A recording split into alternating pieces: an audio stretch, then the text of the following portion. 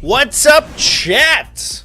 It's Tuesday. Once again, we find ourselves on this most tactical of days. Welcome back to the stream. We're a little earlier this week because we had a conversation last week about the time of the stream. It seemed like the general consensus is that people wanted it to be a slightly earlier time, so that's what we're going to start experimenting with as we move on, sort of through, I don't know, this grand experiment of streaming on TacticalTortoise.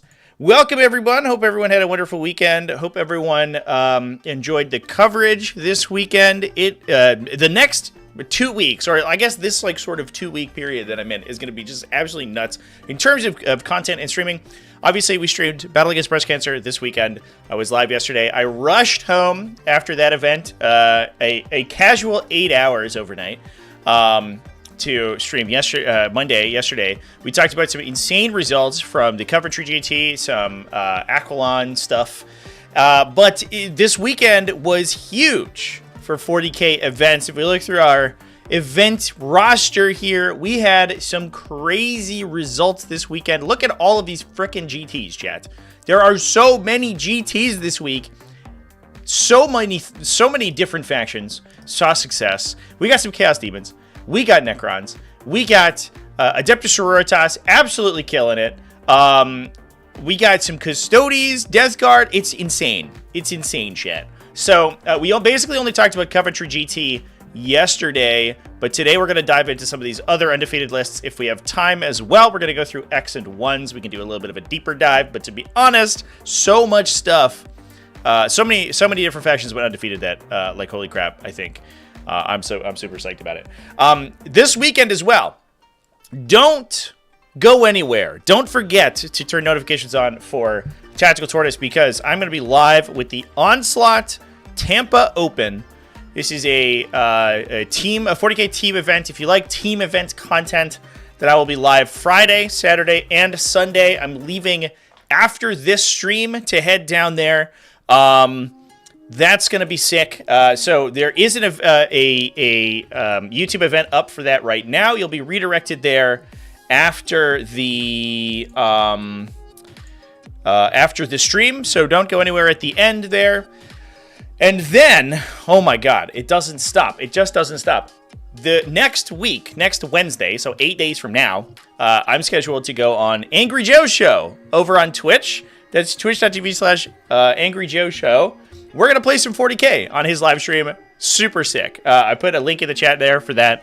So that is the Wednesday after this one. Please go give him a follow over on Twitch, because I'm going to be on his stream next week when he does his tabletop gaming live streams. It's going to be awesome. I got a demon army in the works. Hopefully they make an appearance. We'll see. But otherwise, yeah, it's going to be super cool. I'm going to be heading over right after the Onslaught GT to hang out with the Angry Joe and his crew. I'm super excited about that. I think it's going to be awesome. But otherwise, yeah, that's what's going on in the world of TacticalTortoise, everybody. Hope everyone is ready to talk about some lists. Let's dive in. X1, is it an 8-hour live stream? It could be. I don't know. Should we do a list review subathon chat? Listen, you keep buying me super chats, I will continuously live stream, and we will talk about every X and 1 list for the entirety of the format. All right, chat. Anybody have any factions that they would like to discuss first? As I said before, we got Necrons, we got Tyranids, we got some Thousand Suns, we got some Knights, we got some Genestealer cults, Adeptus, Custodes, Chaos Demons, Death Guard, Leagues of Votann, Astra Militarum, Tau Empire, Black Templars. You can't keep a good Black Templar down. In fact, Black Templars had 2 undefeated results this week. What is happening to this game? You get ruinously nerfed and they're like, nah, I'd win. Just keep on going. Necrons, Orca, Space Marines, Death Guard, Nids, or Tau every day. All right, well, it sounds like Tau is the winner, so that's what we're going to be diving into first here. The New York Open. Now, this is, I believe, we had some folks talking about it in the chat room over the weekend. I believe that this is the first, it can't be the first New York Open, because it says it's the third one. So maybe I don't know. I guess still relatively new event. But the New York Open, Evan Tomchin, undefeated with Tau Empire, big 5-0 over here with a retaliation cadre. Phalanx Necrons? There might be some Phalanx Necrons. I'm not 100% sure what all the Necrons were. I know there's some Awakened Dynasty, and we talked about some Hypercrypt Legion yesterday. It seems like Necrons are kind of like broken wide open right now. Everybody's winning with different stuff over there in their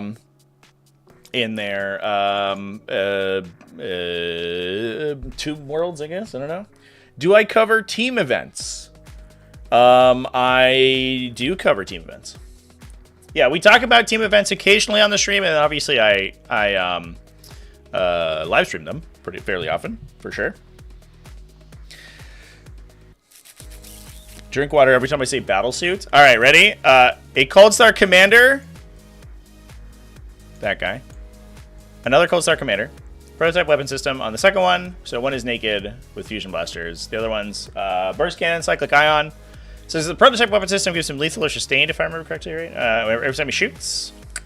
And then he's probably hanging out with a Star Scythe team, because you can give them you can get up close and personal, give them the sustained 2 on their gun, and then just eat a trillion gunshots out of this dude to generate additional sustained hits there. We also have 2 gun drones in that guy as well. The other guys are running shield drones, but 2 gun drones there just to maximize the amount of ADACA this dude is putting out. It's insane. So the 2 gun drones are shooting. That's 4 twinling shots, right? There's a cyclic ion blaster, which is another 3. 2 burst cannons are another 8, right? And then a high house burst cannon. I want to say is 8 by itself, but I'm going to fact check myself on that. So that's 10, 20, 23 shots from that one dude. Not even taking into account the rest of the Starsight team. Make sure I remember what a high output, what the statistics of a high output burst cannon are, because they change so often. High output burst cannon is 8 shots at 501. Yeah, so 23 shots from this model, chat, from this one man, plus the rest of the team, and the rest of the Starsight team is rocking 3 gun drones. Is that right? No, 4 gun drones. 5 gun drones, so that's another 10 shots, plus... Oh, no, it's 2 gun drones. Yeah, so it's 3 total gun drones, so that's 6 shots twin-linked, plus 1, 2, 3, 4, 5, 6 more burst cannons for another 24 shots. So this unit is firing like 50 times. All right. Sure. You know what? We gotta kill some infantry, chat. We gotta do some sweeping. Let's get it done.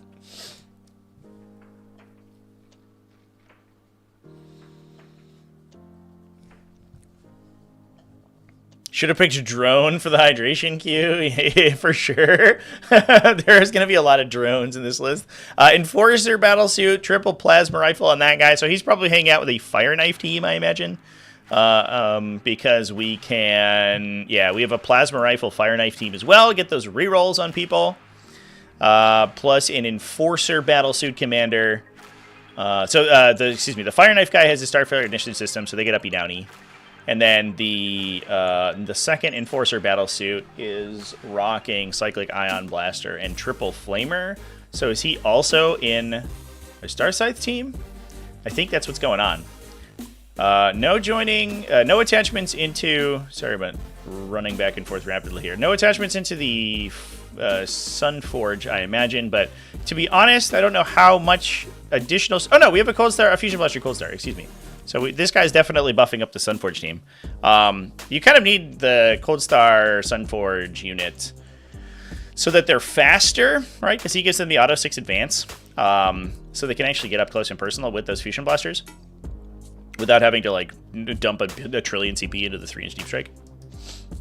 But he's rocking 4 Fusion Blasters, and then the rest of the Sunforge team, you get another 4 Fusion Blasters. Full of rerolls on those guys too. One Starscythe team, I imagine we just with Flamers is rocking an Enforcer Commander. One Fire Knife team is rocking Plasma Commander. One Starscythe team is running the Cold Star Commander, and that's all of them, right? So we're running Enforcer, Cold Star, Enforcer. Sick. A Ghost Kill. 1 unit of Crew Carnivores, big break of 10 for utility, Pathfinder team for your spotting, and also just screening people super good. A Piranha, because they're great double Riptide battlesuits, even at their new points value of 190. Still rocking some play. Double stealth battlesuits for spotting. Oh, excuse me, triple stealth battlesuits for spotting. So otherwise normal support stuff. We have Riptide battlesuits to get that feel no pain, and just sort of like tank down the middle. We're counterpunching with a trillion different crisis teams. So I caught myself there. I was gonna say this word, but we're not doing it. Just a ton of crisis teams who are specially kitted to deal with a bunch of different situations. The one burst cannon team is pretty cool for that sustained hits stratagem that I mentioned earlier. The flamer team is also just like good as an independent unit because they don't necessarily need spotting because they automatically hit, so they don't need the hit bonus, and unless you're getting wound rolls from stealth suits, they don't really need any help in the wound roll anyway. 5 drinks of water. All right, ready? It was 5 sips there, chat.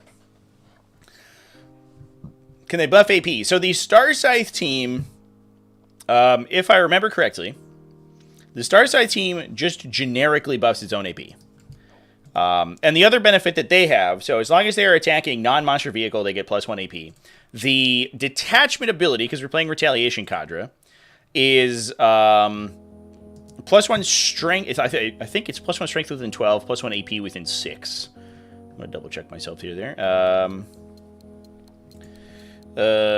So I don't get those mixed up. Yeah, +1 strength within 12, +1 AP within 6. So the Star Scythe team with flamers, right, is automatically going to be within 12. So they're already shooting strength 5 flamers, which is fine. In addition to that, they're getting +1 AP if they're shooting infantry, which to be fair, they probably are because they're shooting flamers at you.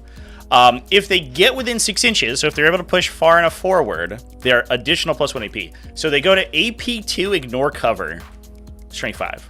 So to answer the question, can they buff AP? The answer is yes. The Star Scythe team specifically buff the shit out of their AP. The rest of the army buffs their AP pretty substantially anyway. And don't forget, chat, this is Tau. So most of the time that these units are attacking, they are also going to be spotted with or guided with a marker drone. So most of the time they're getting ignore cover anyway. So even like you're talking about these like these fire knife teams, these fire knife crisis teams with plasma rifles, those things are starting at base AP 3, ignore cover. They can pump themselves to AP 4 if they get up close and personal with you. But the benefit of the plasma rifle is that they don't need to be as close as you need to with the flamers or the Sunforged teams. And then as long as you haven't taken any damage, you get hit rerolls as well, so they're pretty self-sufficient too. Yeah.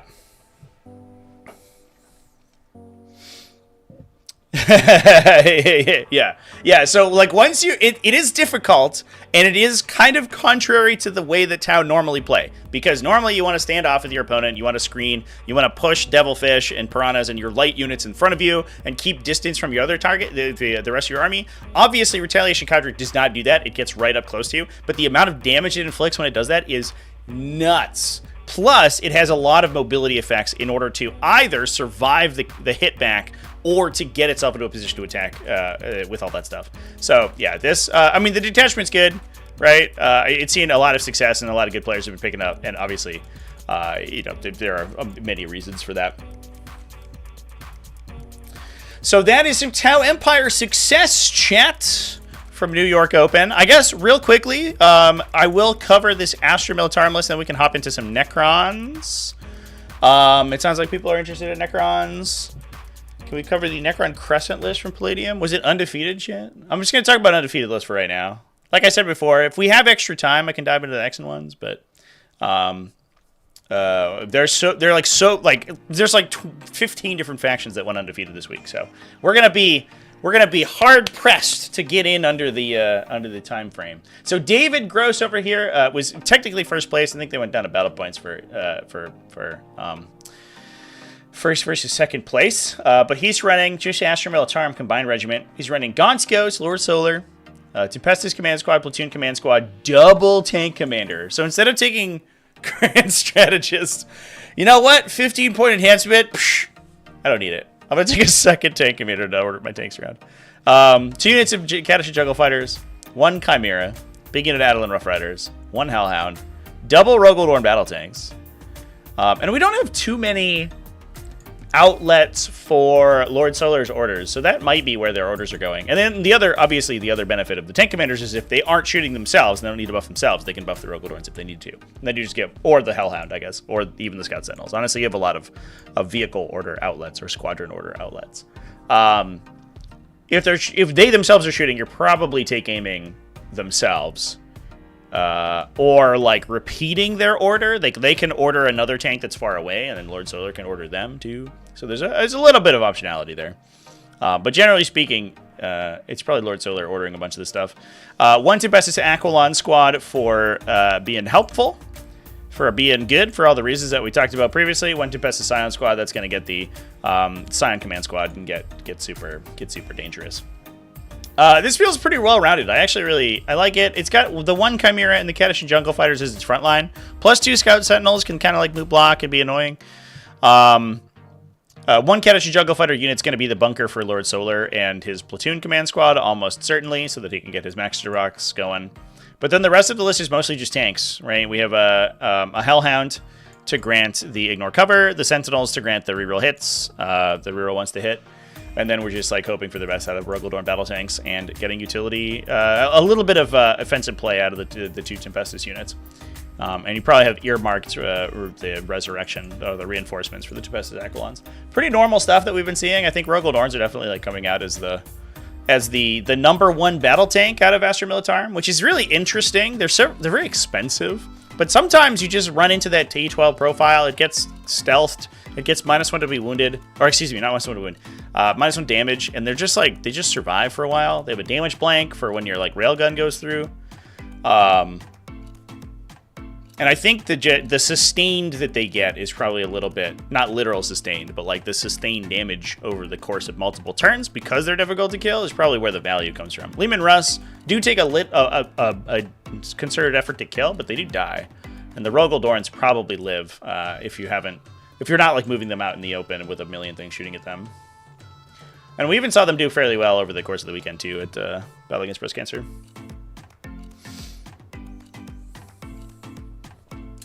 Deep Strike Denial, huge for retaliation counter matchup.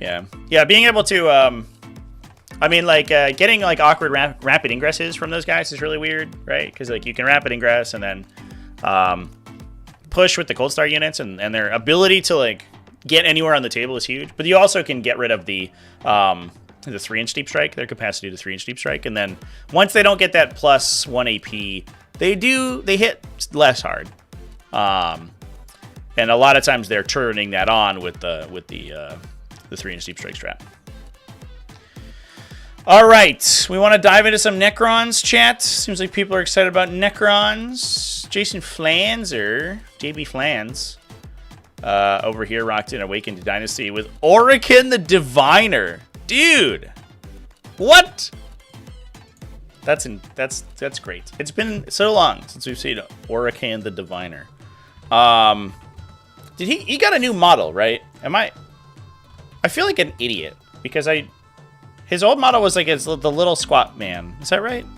Maybe I'm silly. Maybe I'm thinking of Sarah's. Oh no, he did get a new model. All right, I'm not an insane person. Yeah, he was like a little hunchback, and then he got a new model, and I think he just got +1 to wound. But honestly, we literally haven't seen this character since he was resculpted. At least as far as I could remember. He basically left the metagame. He got a new miniature and everyone's like, I don't know. I don't want to put my tiny old character on a 40 mil base for the new base size, so fuck it. But also the list that he was normally supporting were like these huge infantry focus lists, and I think they kind of fell out of favor. Everyone just moved to rocking the hypercrypts with like Catan shards and tanks and stuff. So he sort of lost a lot of room there. Had a squad of Aqualons deep strike in front of the tank you were about to charge. They deep striked in front of a 6-man Death Strike Terminator squad with a Lord of Villains. Oh, so they just got like died. Yeah, that's fair. Yeah, it's an interesting discussion with the Aqualons because people are like, oh, just shoot them when they rapid ingress. And you're like, yeah, I mean, sure, but like that's under the control of the Militarum player. Like, yeah. If you like. You just won't rapid ingress if your opponent's like, I'm just going to kill those guys when they rapid ingress. You're like, all right, fair enough. So I won't deep strike them. You're like, oh, okay. Cool. I think the thing that people are missing is that the power of Aqualons is like the insane number of options that they have, not necessarily the fact that any of those options is like particularly broken in and of itself. It's just like they grant the Militarum player total control over where they show up. And obviously, there are a lot of bad ways to use that. You could be like, I will deep strike in front of my opponent's entire army, and then your opponent's like, I kill them. You're like, okay, how could I have foreseen this? But you'll be like, hey, you always have to consider. You always have to move more aggressively than you think you will, because I can always put these Aqualons here. Don't forget about the Aqualons. You got to screen out your home objective. You got to bubble your objectives. You got to like put infiltrators in your back corner. Don't forget about the Aqualons. And that's the power of the unit. It's not necessarily like the exact thing they do on the table. It's the fact that they can do all of it anytime. But I don't know. We'll see how they end up. We'll see if Astra Militarum continue to do well. There have been some lists without Aqualons that are doing pretty well anyway, and I think it might just be that. Militarum good, dude. It's like the thing with Sanguinor. Yeah, exactly. Exactly, it's like the Sanguinor. You're like, well, I could charge you with my Jump Pack Assault Intercessor Squad. And your opponent's like, I have a Sanguinor. And you're like, I guess I will do nothing instead. Instead of getting value out of my units, I will do nothing because there's a chance they will just die. And then most of the time, the Sanguinor is like, here I come, deep strike, fight first. I missed 4 times. Okay. Good job, buddy. Thanks, Sanguinor. All right. My cat's extremely loud, chat. I hope that she's not distracting everyone. Here, get up here. Oh. There you are. What's up, baby girl? She just needs all the hugs.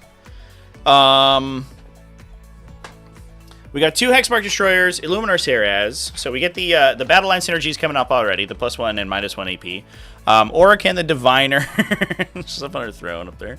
Orican the Diviner, so he gets a 4+ invulnerable save to a unit. And then obviously he's got his once per game, like, insane Super Saiyan ability. 1 Plasmaster for the improved critical. Double Royal Wardens. One of them has Veil of Darkness, the other one's the Netherrealm Casket. I forget what their renaming was. Is that the... That's not the stealth thing, right? That's the 4-up at Feel No Pain. That is... Oh, no, it is the stealth thing. Excuse me. The Enagic Dermal Bond is the 4-up Feel No Pain nowadays. I can't read the list, Inky. Can you not? Oh, you turned my screen off. Okay. Oh, get over here. We have Triple Scorpic Lord. One of them has the Enagic Dermal Bond, so that is where the Feel No Pain ended up. But these Royal Wardens are pretty sweet, right? Because they give you the opportunity to fall back and do stuff. That's a real downside of these big Necron Warrior units, is that they don't... They typically... They want to, like, push 2 objectives in order to take them, but they don't do anything in melee. Like, they're really bad at fighting. And so they're like invincible. They're like a 4+ Feel No Pain. Sometimes they have a 4+ invulnerable save. Sometimes they have a Feel No Pain. They're like -1 AP. They're AOC'd all the time. And they just have like trash melee attacks. But the Royal Warden gives them the opportunity to fall back and do things, which is huge. We've got a Ghost Arc, so we have additional reactive reanimation from the Ghost Arc, plus a Canoptic Reanimator to buff our reanimation, plus we have the Awakened Dynasty Stratagem to reactively reanimate, so we have multiple, potentially 3, there are no Resurrection Orbs, it looks like, so there are 3 opportunities to reanimate a Necron Warrior unit every turn, because they reanimate naturally. You can use the Ghost Arc, and you can pay the CP for the Stratagem. And all of those are going to be buffed by the Synaptic Reanimator. So this is real, 2023 technology we're seeing live right here. This is OG. Unit of Canoptic Scarabs, 2 units of Flayed Ones just for infiltration protection, 1 unit of Ophidian Destroyers, and a Locust Destroyer, so that's where our utility comes from, plus 3 units of Scorpic Destroyers. Which it seems like, talking to a bunch of different Necron players, it seems like the Scorpic Destroyers have sort of like come out as just being, I guess less the Scorpic Destroyers and more the Scorpic Lord, but come out as being like kind of incredible powerhouses. Like doing a bunch of mortal wounds plus having a bunch of devastating attacks is like a big deal, and lethal hits. Just like fairly consistent attack profiles, plus they get to truck you with a tank shock basically. Every time they charge as well. So pretty cool. There are no Chronomancers. There's no real like ways to speed these boys up. I think there is a stratagem in Awakened Dynasty, right, where you can sudden storm them. You can get assault and reroll advance rolls for 1 CP. Unfortunately, you lost the ability to advance and do actions with those guys, but you are still allowed to push super far forward with them,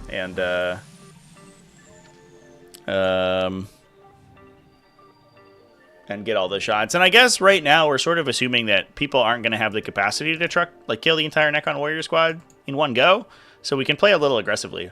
That definitely feels like it's a bit of a meta consideration right now, is that like there's not a ton of infantry sweeping. A lot of people are focusing very heavily on anti-armor, and so these infantry lists are seeing a little bit of extra success.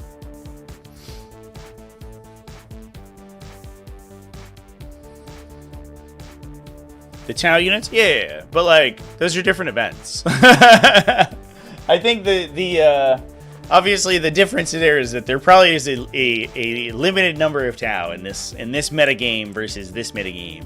These are literally the opposite sides of the United States. So obviously this is New York and this one is Arizona. So it's probably a different meta consideration, whether or not we are worried about getting Star Scythe teamed off the table. Adjust my camera a little bit here, chat. No points for the Translocation Shroud Overlord. Yeah. Also, there's a limit to the number of attachments, right? Like one of the units gets the Plasmancer, one of the units gets Oracan, and then they both get Royal Wardens. I don't believe they can triple attach, right? I think that they get stuck with 2. I think that's worth talking. That's worth double checking though.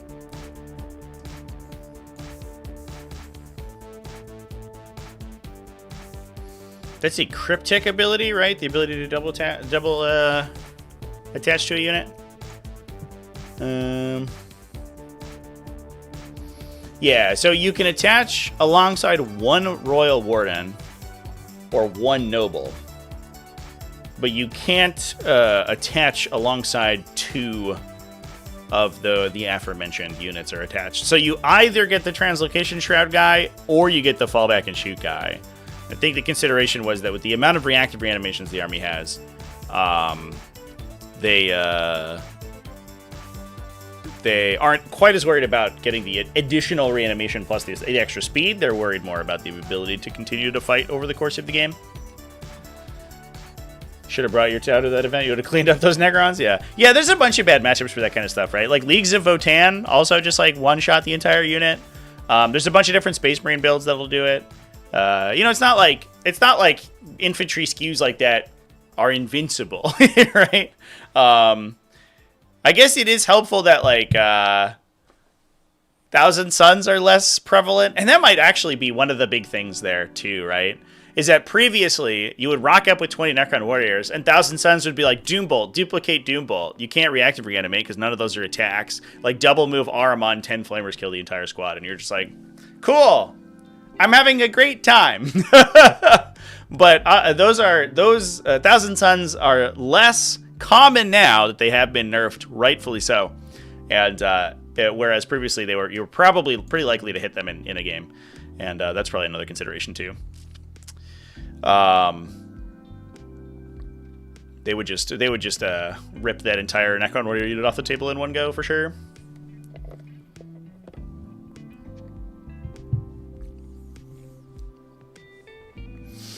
All right, chat. Some people asking about Obeisance Phalanx. That's a Hypercrypt Legion. See if we can find one. There's another Awakened Dynasty. Everybody's on Awakened Dynasty today. Andrew Quascohen was the Hypercrypt Legion we talked about yesterday. So I don't know if I have an Obeisance Phalanx for you this week, chat. We have talked about them in the past, but it doesn't look like anybody won any events with them today. A little sad, obviously. Obeisance Phalanx is cool, but I think people they're on the Dynasty train.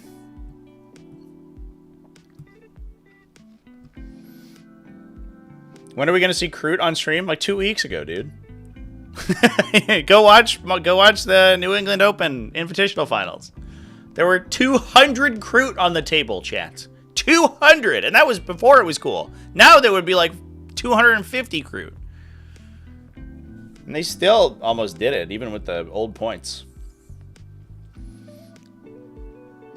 All right. What should we dive into next, chat? Some people, I heard some people talking about Black Templars. You want to talk about Black Templars? Because, spoiler alert, the rumors of Black Templars' death has been exaggerated. They have 2 undefeated results this week. Sasha Alexander Edelkraut went undefeated with them with the Righteous Crusaders. Although it's an armor-heavy Righteous Crusaders, which is really interesting. He took Helbrecht, even at his new points value, still 130 points for Helbrecht, so not too bad. 1 Justiciar, a 10 Hausos Bones Lieutenant, plus a Sigismund's Seal Lieutenant as well. 1 Assault Intercessor Squad, 1 Impulsor. So this is, I think, this kind of combined arms. Like, obviously, we're seeing triple Ballistic Dreadnought. Ooh, 130 points. A Ballistic Dreadnought costs as much as High Marshal Helbrecht, chat. Crazy. Black Templars Gladiator Lancer. They can't take the normal one anymore, obviously. They got to take the Black Templars one with the upcharged multi-multa. They have to buy the upsell package when they go to the Gladiator dealership. They just always buy upsell. They're like, leather seats? You got it, buddy. Attached multi-melta? Let's do it. You know what? We're splurging today.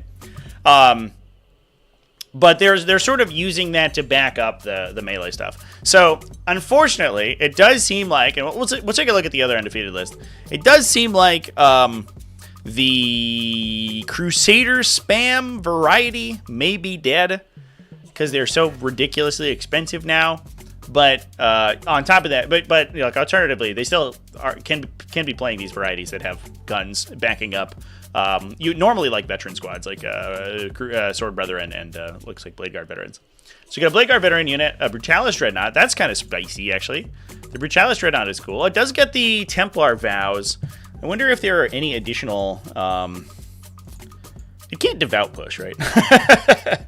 I wonder if there are any additional synergies inside Righteous Crusaders for a Brutalis Dreadnought. That's a spicy inclusion. I don't normally rate the Brutalis Dreadnought, but maybe Black Templars have something going on that I'm not aware of.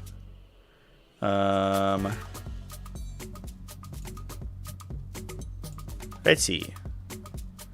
You can give them like sustained hits, which is good, or lethal hits. Mostly sustained hits because you're strength 12 twinling, so you're not that worried about the melee attacks.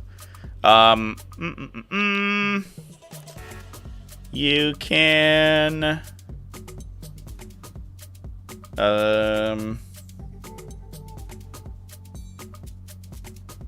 you cannot devout push them. You have to have a model destroyed.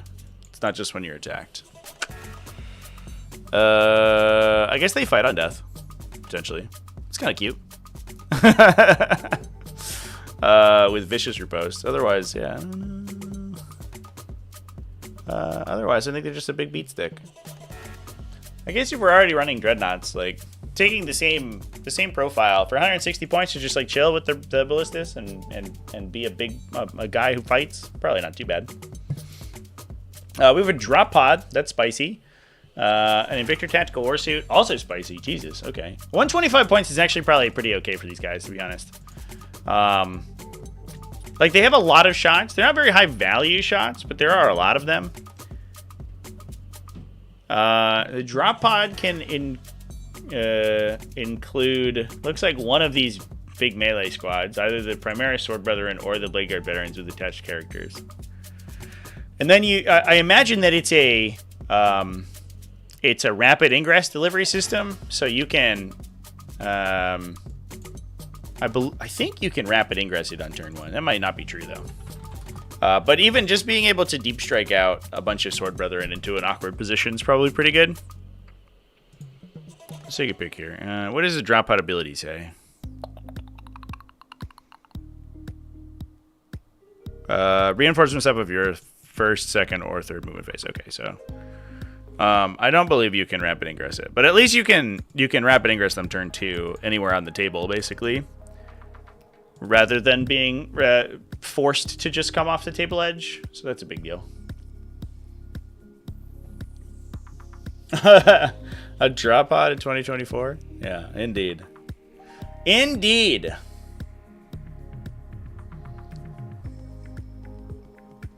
Steve Masi, are we talking about battle against breast cancer? Wanted to say thanks for streaming. Hey, thanks for coming in and chatting, dude. Glad you enjoyed those grotesques over there. And thanks for playing in the event as well. Black Templars off the Crusader spam now? Yeah, so Crusaders went up an insane number of points. Like, they just got trucked in terms of points cost. So they're mostly playing more combined arm stuff. There's also, I guess we should talk about the assassins too. There's a Calidus assassin, as you would expect. There's also a Calexis assassin. So there's a lot of deep striking in this list, to be honest. Because the Calidus assassin is probably uppy downing around the table. The Calexis assassin gets that 3-inch deep strike plus the once per game Shadow in the Warp. So it's very difficult to screen out all of these potential like attack, sort of avenues of attack. Any one of them can mess with your game plan, whether or not that's a bunch of Sword Brethren or a bunch of Blade Guard veterans like hopping out in your deployment zone, or the Calexis messing with your objective control, or the Calidus assassin, Lord of Defeating you. You are always kind of got to be worried about all of this stuff. Plus, there's not no forward operation, right? There's still an Invictor Warsuit who's like chilling up there. So he's probably a pretty solid answer to a lot of screening units, because again, he shoots a bunch of times, right? He's like 6 autocannon shots plus 3 heavy bolter shots, plus the subguns as well, and a pretty good melee profile. So if you like run 5 Space Marines out into the open to try to block all of these deep strikes, he can pick them up and just trade for them. Pretty cool. Another Black Templars list, Kevin Zollinger from VTC 40K. Running Gladius Task Force. Oh, still some Primaris Crusader representation. All right, Kevin Zollinger. Chaplain Grimaldus is the only character in the army to attach into that Primaris Crusader squad.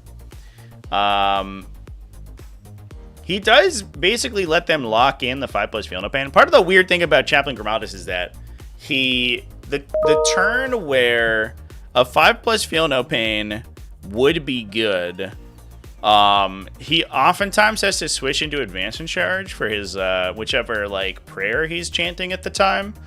And you get the hit. I guess also he has an offensive buff, right? He has +1 AP, I think. I'm going to double check myself on that. But you get the opportunity in Righteous Crusaders anyway, right? You get the opportunity to attack. You get that surge of speed if he chants Banner of the Fallen Crusaders, so you can advance, fall back, and charge. But you lose out on all of the other abilities, which are really good on the turn that you commit in. And then, like, I guess you start to pray those later on in the game if the unit survives, but most of the time it's just dead. Benefit of Gladius Task Force, not only do you get onto the chapter, which is huge, but you also get Assault Doctrine, so they can advance and charge at a baseline, and then you can also get +1 AP. So when we talked way back in the day, chat, way back in the day, when we talked about the Primaris Crusader like Wombo combo, I think we mathed out their maximum damage, assuming they could get +1 AP from Grimaldus. The downside is that it's so difficult to do that in Righteous Crusaders. Obviously, you don't have sustained hits in Gladius Task Force, but you are able to turn that on way more often. And so this unit actually hits, I think, way harder. You can put them to AP3 chainswords in Gladius Task Force, which is nutty. You have like 94 AP3 chainsword attacks or whatever. Like, Jesus Christ. Plus, Grimaldus starts doing insane damage. He goes to AP4, 2 damage as well. I actually really like that. Just the one big annoying squad that's super scary. We have 2 Jump Back Assault Intercessor units, 2 Black Templars Reaper. Oh, excuse me. Egg on my face. 3 Black Templars Reapers.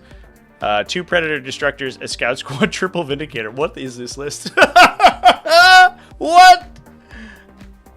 Yeah, so I guess we're like Black Templars are back to just adopting the mantra of the armored spearhead over here. Everybody take big pew pew guns. Yeah, I don't know. I guess we have like a ton of infantry sweeping in the Reapers. You get some pretty good backline shooting from the Destructors and some anti-armor from the Vindicators. So like the armored package itself still gets buffed by Gladius Task Force. But just kind of like covers its own bases, and then if you need to, you have that's just like absolute wall up of a Crusader unit that can just kill literally anything in the game that commits into it. That's so much armor too. That's 8 vehicles, and you still have like 30 infantry. Jesus, 35 infantry.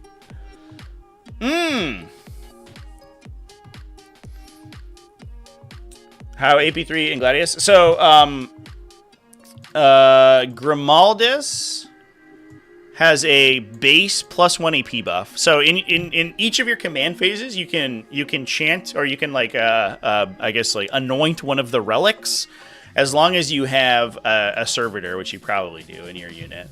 One of them is +1 AP. If you're in Assault Doctrine and you use your Honor the Chapter, you're another +1 AP. And then the base is already changed towards AP1, right? So we can push to Honor the Chapter. So we can push to +2 AP plus the 1 AP that the unit has baseline. So you're +2 AP and +1 to wound, which is a lot. Or you can stick on a 5+ Feel No Pain for the entire unit too. So if you don't necessarily need the extra AP, you can just be super tough to kill because it's still 40 wounds plus Grimaldus.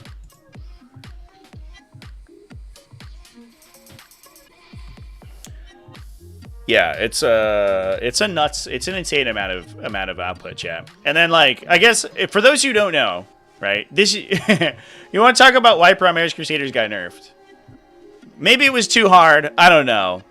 But here's the base. Here's the reason, chat. Look at this chainsword profile. So there are 20 models in the unit. There are 11 initiates and 8 neophytes plus a sword brother. The sword brother is weirdly the least effective fighter in the entire squad, though. Bizarrely, I guess like he can have a power fist, which is he probably will. He's a 2 damage weapon, which is nice, I guess. But everyone else has a base 5 attack chainsword. So you have 19 models in your unit with 5 base attacks. Essential, as long as you can add almost any buff to that volume of attacks. You're playing Space Marine, so like you're probably fighting with Osa Moment, for example, already in place. But as soon as you add Lance, you add lethal hits, you add sustains, you add wound rerolls, literally any of those buffs get applied to this unit, and they go insane. Absolutely insane. So you add Lance and +2 AP to this unit, suddenly they're wounding anything in the game on 5s, and they're probably putting it on a 6+ save if it doesn't have an invuln. So like, oh, I'm an Armor of Contempted Land Raider. And you're like, okay, I have 100 attacks. I will probably convert most of them through the hit roll if I've oathed you.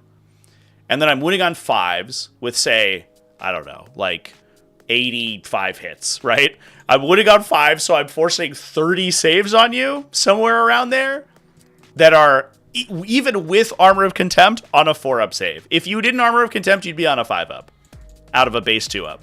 So this unit, without any other buffs, just the AP buff and Honor the Chapter, kill a Land Raider most likely through AOC. And in Righteous Crusaders, you can make that even better because you can give them like lethal and 5-up criticals and stuff. Obviously, it's a little different. You lose the Honor of the Chapter and stuff, but the big benefit that this unit has in Righteous Crusaders is that it has the capacity to advance and charge as a baseline, thanks to the detachment. Plus, you can Honor the Chapter, and then you can also add Grimaldus' +1 AP on top of that. That's something that Righteous Crusaders can't do because they have no outlet for advance and charge innately. You have to rely on Grimaldus. So the unit is still good and still gets bonuses from the detachment, but is a little bit less consistent in Righteous Crusaders. Most people think the 5 attacks is a typo and they just went with it. Yeah, there's a lot of instances of that in the game, and I think that, I don't know, I imagine because we are so reliant now on the printed index cards, I think that Games Workshop is reticent to errata statistics like this, right? I for sure think it's a typo. It also could be, I don't know what the Primaris Sword Brethren do. They also have a 5 attack chainsword, right? And I think that they copied the chainsword profile from the Sword Brother. Is that right? Yeah, they do. So I think what they did was said, all right, we're going to copy the chainsword profile from the Sword Brother because the Sword Brother in the unit can take a chainsword and it should have the same profile. What they didn't do is I guess he has a power weapon. Can he take a chainsword? Maybe he can't. Maybe I'm a silly goose. Any number of Primaris Initiates can replace their stuff with chainswords. The Sword Brother can take a Pyre Pistol. Oh yeah, no, he's locked into a power weapon. So it almost certainly is a typo. I think they copy pasted it from the Primaris Sword Brother datasheet. Because they have a Sword Brother in the squad, and they didn't realize that it's a different chainsword profile. That's my theory. But there's a bunch of instances like that in the game, and they've like made data sheets, like different data sheets, better or worse. For whether or not it's a typo or not doesn't matter though, because that is the stats. that is what the unit does, and that is what makes Primaris Crusaders good in the context of competitive play. So even if it is a huge mistake, that's where we're at right now. So that's the context we're talking about them. But that's what makes them such an interesting unit, to be honest. Like having this unit, this high volume unit that is just utterly lethal is like, I don't know, pretty cool.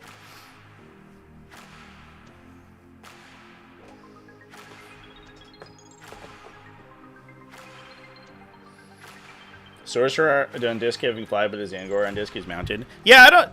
The Zangor Shaman has like a different profile too. I think that one feels like more of a, I don't know. That one feels like it could have been. There could have been a reason for it. The one that I actually had a conversation about with Ben Rubenstein at Battle for Salvation about this. What's up, baby? Is the Gladius Grav Tank having twin linked on its big gun, but not its little gun. Its little gun that is literally a twin linked weapon. And that was probably a translocation, but it also made the Gladius Grav Tank extremely strong, and it's probably like good because they're keeping Custodes relevant. So there are some instances where they're like, "Oops, we accidentally made a really good data sheet. I guess we'll just price it appropriately and then keep moving." And that'll just be a good data sheet. And I think that's okay. It's okay for things to be good in 40k sometimes. All right, chat. What should we hop into next? What's our next faction over here? Yeah, the casting. This is Inky, folks, for those who haven't met her yet. She's a drama queen. I'm sure, as you probably heard on the microphone.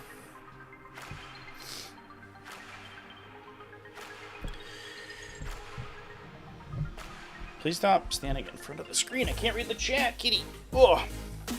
Somebody forgot to update the heavy venom cannon from 9th edition strength. No, that's just like how 40k went, right? That's just like sort of how the stats have been changed, where they took these like sort of anti-heavy infantry profiles and they just turned them all to strength 8 or 9, even though that they were kind of particularly bad against large like heavy vehicles now. The same happened to like the macroplasma incinerators and stuff like that, where they just sort of stayed the same strength and got more dedicated of a role fighting like 3 wound infantry units, which is like a pretty good place to be. The downside for Tyranids is that they didn't have anything else in the other slot there. They were like, but how do I kill a land raider? And the designers were like, I don't know, just fucking die, I guess. And the Tyranid players were like, okay, cool. I love that for me.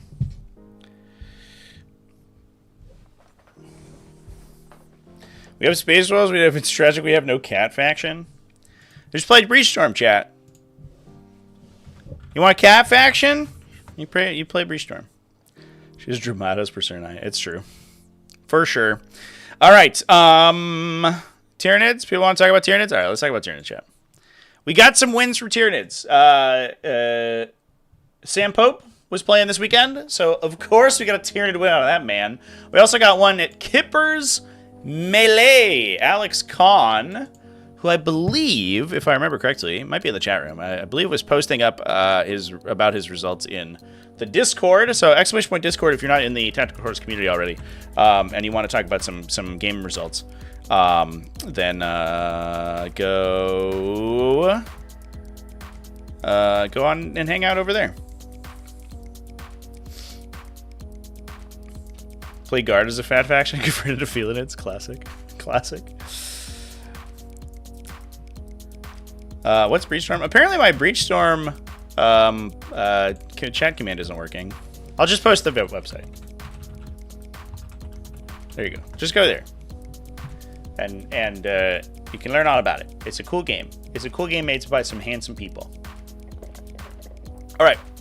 Let's talk about Kipper's Melee. Alex Kahn rocking a Synaptic Nexus. I'm actually interested to see what the 2 detachments are. I don't know if Sam also played Synaptic Nexus, but we'll see. Rockin' a Death Leaper, Old One Eye, Great Man himself, and the Swarmlord, plus a Neuro Tyrant with Psychostatic Disruption. So he's the little backline objective boy. He's got the 12-inch anti-deep strike aura, plus the once per game. He messes with your strategic reserves, which is very nice. 2 units of Gargoyles, so a lot of objective holding, plus a Barb Gaunt unit. So we got a little bit of slowdown action going on, and that like wombo combos with the Biovore as well. The Biovore, I guess, like, we'll see how impactful Advance and Charge ends up being. We talked about Tau a little bit. Like, there's a bunch of different Space Marine factions that mostly rely on Advance and Charge.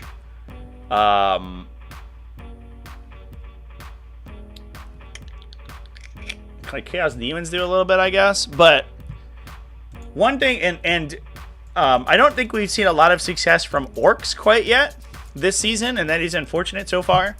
But one thing that the Biovore can do, if it's not operating in a scoring capacity, is that it really throws a wrench into the works of those advancing and charging factions. If you put the Biovore outside of a range where something can move into touch it, and then the Spore Mine persists, nothing can finish in advance within 6 of the Spore Mine.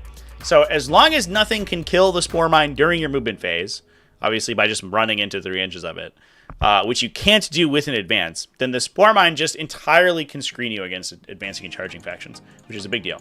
Obviously the counterplay, if a Spore Mine is working in that capacity, is that if you have something fast enough, you can trigger the Spore Mine prematurely before you move your advance and charge units, and it also is a way to get rid of them before you deep strike.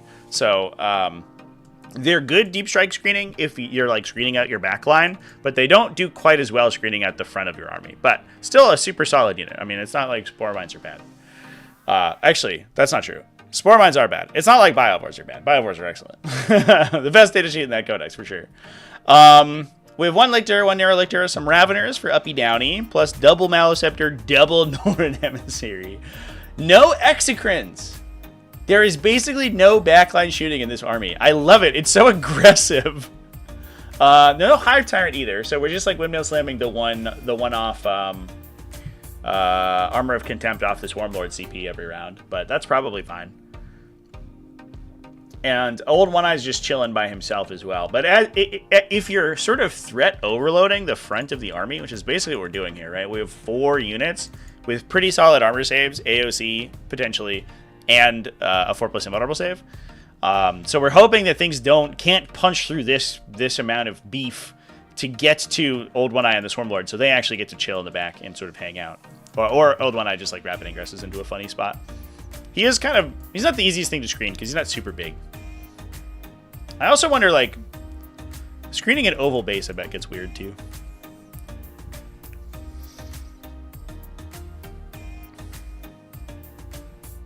See people taking the range weapon instead of the +1 save on the Raveners. Why? Honestly, it's kind of 6 to 1, half a dozen the other. I think that generally speaking, the Raveners will just die anyway. Like the +1 save very rarely matters that much. So you're like, might as well on the instance where I can use, like, you could use them to like chip infantry away or like threaten backline objectives and stuff. You might as well have the gun. Because, like, they're here for a good time, not a long time, right? It's like a 75-point uppy-downy unit. Like, if they're being attacked, they're probably dead. +1 save is usually not that relevant. The only time it's really good is if your opponent has, like, indirect fire, and you can push yourself to a 3+ save and cover. But most of the time, you're just deep striking them naturally anyway, so, like, doesn't even really matter that much. I'd say, yeah, it's interesting. The times where you would maybe take the save over the gun is if you're using him as like a dedicated melee unit. But there's very few times where you would do that if you're not memeing, where you would take them over melee warriors, which are like slightly more expensive because you're taking the character, but just like strictly better in almost every way. They have less attacks, but their attacks are more valuable and they have higher AP. And their Synapse baseline and their better defensive stats.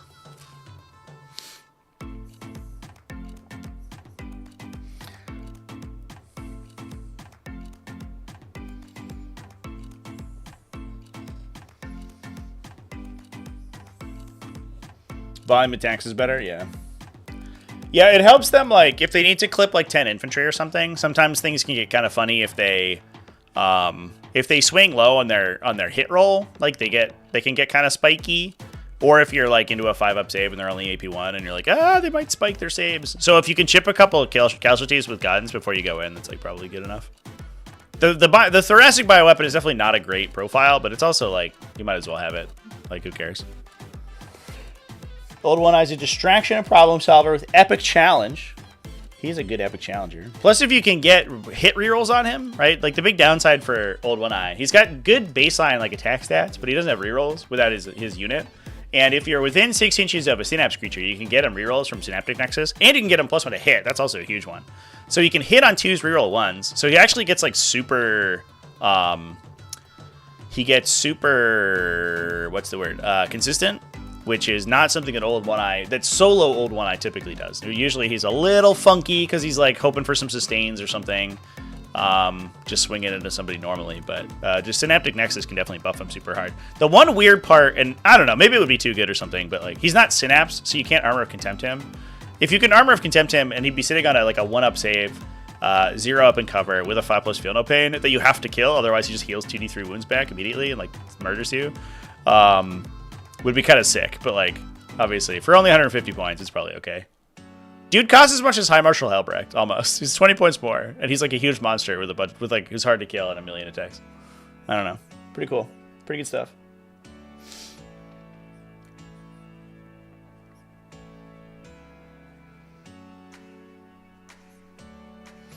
Norns with Armor Contempt Stormlord Vic nearby is impossible for melee armies and tough for shooting armies as well.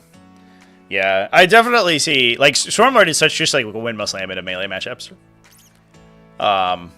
Like, having a unit who's already good in melee, can buff his own consistency, thanks to Synaptic Nexus, is, like, an insane character assassin, right? Because he's just a trillion, like, really high consistency attacks. So you're like, I have a 4+ invuln, I'll probably be fine. And he's like, I don't know, it takes 7 3-damage attacks, you have to make 6 of them. And you're like, I think I'll die. Plus, he's also taxing all your offensive strats. And your Armor of Contempt, potentially. Pretty big deal. He definitely seems really good at Synaptic Nexus, for sure.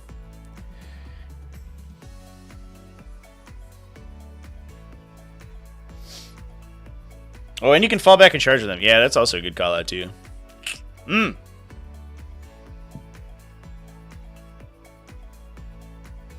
Vanguard Onslaught, super good to chip in and charge for the snakes. Yeah, the other place I like snakes, they're good in Vanguard for sure. Advance and charge is like huge for them now. Just being able to like run super fast is awesome. But also, Invasion Fleet's great in those situations because you getting sustained hits on like 10 attacks per model is actually enormous. Like the volume that buffs the volume attacks like in such a big way. Although you could surprise assault with them in Vanguard Onslaught, so that's also good. Good stuff. I love, man, the Tyranid melee characters are so cool. I don't know. I like the list. I like it when the monsters are stabbing people. That's fun. Let's talk about some Sam Pope action, chat. Where are we at? He's up at the top here, right? Yeah, there we go. Portal Fall GT. This is kind of local to me, by the way. This is only 100 miles away or so. Oh, the man run Vanguard Onslaught. Dude, he's doing the rotation of all the different detachments. It's triple Broodlord Vanguard Onslaught. Have I played this list? I think I literally have. Oh, no, this one has Raveners. Oh, no, it's a little different. Okay, cool. I played it for a while. I think I went 3-1 in a tournament. It was okay. It's like very go firsty. If you go first with this list, it's disgusting. If you go second, you're playing like a weird scoring game, and it gets really weird. But if you go first and your opponent doesn't have super good screening, or they deploy like an iota too aggressively, then like the game's over. GG, you win. 3 Broodlords just kill their entire army, and you're like, or like pin them in their deployment zone, and then you just get to crack them with multiple layers of threat. You usually like you get 1 or 2 Genestealer units in. 1 unit like sits in the middle to stage, and then you have 2 units of Tyranid of melee warriors to like chill in the back there. You get a bunch of lictors to sit on your objectives and screen stuff. The Raveners also help with that as well because they can screen out your backline and then uppy downy to score on your turn. So like you have just like an insane amount of board control if you go first. If you go second, everyone's dead. It sucks. But you usually have enough defense that you can still score out with it.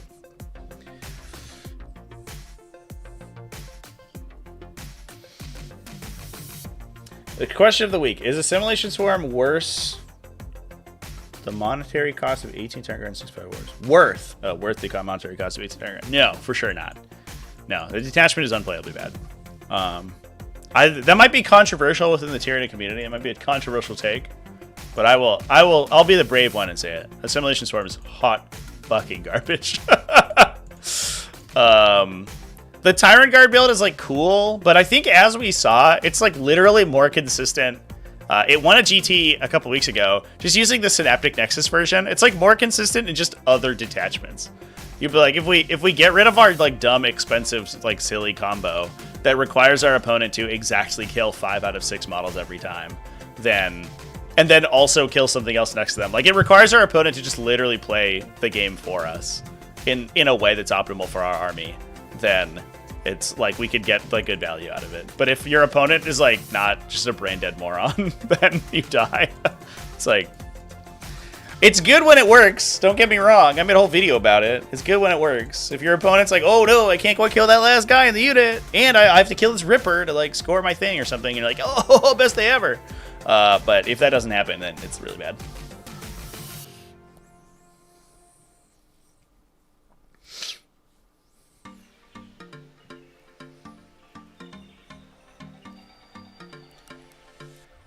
HG Tyrant Guard is literally 6 boxes of Tyrant Guard. Yeah, I 3D printed mine. Well, I have like 9, I think, that are plastic. I have at least 6 that are plastic. I know I have 6 plastic ones because I think I do have. I also have 12 Hive Guard, so I do literally have 9 boxes of Tyrant Guard, but most of them are built as Hive Guard. But I 3D printed a ton of Tyrant Guard to play basically the Assimilation Swarm list back in 9th edition. It was super duper dumb in 9th edition, Chad, because Tyrant Guard were fucking insane to kill. They were like catalysted, stealthed. You could catalyst stealth, like perma-cover them with Venom Thropes. And then you would play the detachment where they got like cover, or it was stealth from Venom Thropes. You played the detachment where they got perma-cover all the time and then catalyst them. So they were like 4 wins each at a 1-up save, 5-up feel no pain. And then they could advance and charge. They were like +1 to hit, and like full wound rerolls or some trash. I don't know. They just like they did like actually appreciable damage in melee. They had like 7 1-damage attacks each, I think. You could advance and charge with them, and then they protected the Hive Tyrants. You play like 2 or 3 Hive Tyrants, and you play 12 Tyrant Guard that were impossible to kill, and your opponent would just cry. Oh no, it was an additional +1 save if you were in cover. That's what it was. So you could go to a 0 save. Yeah, they were insane in 9th edition.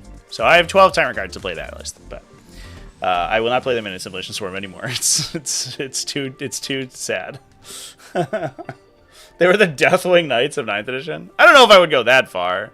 I think Deathwing Knights might have been the Deathwing Knights of 9th edition.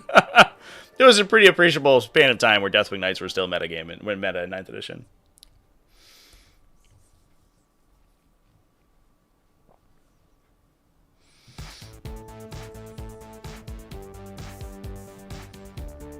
Anyway, chat. Yeah, so just to run through this list real quick, it's triple Broodlord, Death Leaper, the Hunting Ground Neuro Tyrant. So he potentially battle shocks your strategic reserves, which is like basically always worth taking. It's not that expensive of an upgrade, but it messes with so many people's game plan so often, because if they have strategic reserving, reserves, like you can just mess with them super hard. Especially because you can't perform actions while you're battle shocked, right? So, and you don't count for most secondaries. So if you're gonna like hop in and do established locus, there's a non-zero chance the Hunting Ground just prevents you from doing that at all. Winged Hive Tyrant for the stratagems. No Chameleon on it, but we probably ran out of points. Double Tyranid Primes for the Prime units, or for the Warrior units, excuse me. The 1 Biovore, which is good. A triple Lictor plus an Neurolictor, plus double Raveners for utility. It's the Raveners day today, dude. Jesus. 30 Genestealers, plus 12 melee bioweapon warriors. Yeah. So again, you basically like, you can screen out with the Lictors and make your opponent's infiltrators like super scared. Push back their ability to stop your scouts. If you go first, the Genestealer scout move up 8 inches, move 8 plus advance plus a charge. You probably get 1 Genestealer unit to do something. And maybe 2. The whole goal is to prevent your opponent from moving forward, so you can like try to jam them, tie up their stuff, force them to fall back. You have another Genestealer unit up in the center of the table. Sometimes you can hide it behind terrain, and you can play kind of aggressively with the warriors because you can free strat a lone operative on them, the 18-inch lone operative. So if your opponent can't get past the Genestealers in the front line, then they have no chance of dealing with the warriors. And then round 2 and 3, you just continue to do that with Genestealers and Warrior units. Your army's mostly dead by the end of the game, but theoretically you've done enough damage and you've racked up enough points that it literally doesn't matter. And that's the Vanguard Onslaught. And then and then sometimes you go second, and then you just like cry and cross your fingers and hope for the best.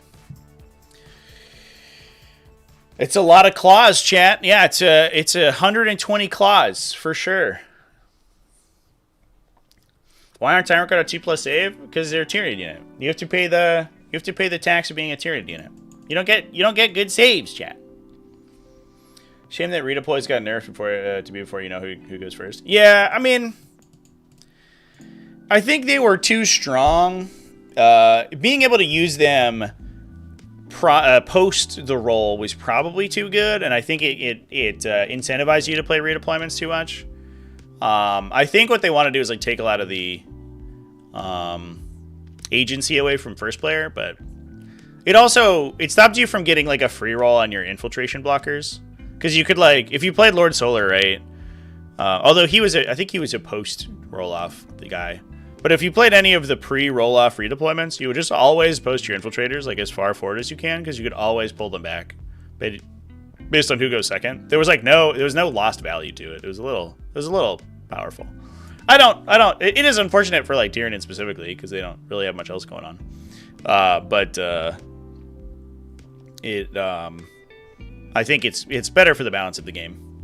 It seems like the design team has a choice between first having a lot of control over the game and first versus second being like a very sort of random experience. And I think they're basically like moving on the angle towards it being a little bit less determinative to the game.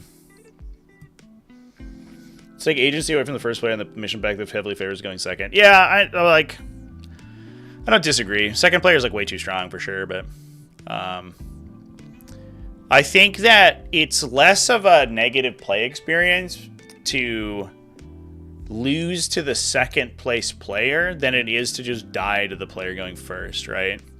Like if you go first, you redeploy optimally, you jam your opponent, and then you set up to score 1 trillion points round 2, it feels way worse than the first player having like a bad turn 1, and then the second player like squeaking the win at the end of the game. It's entirely a game feel thing, in my opinion, that the second player favor in Pariah Nexus. And I don't know how it affects things statistically. I don't have enough data for that. But it does feel like it's not an immediate determiner of the win. There's like still a whole game of 40k to play. I've seen it. You see the first player win, fairly often. But it does feel bad going if you're playing against somebody going second, especially in a high scoring mission.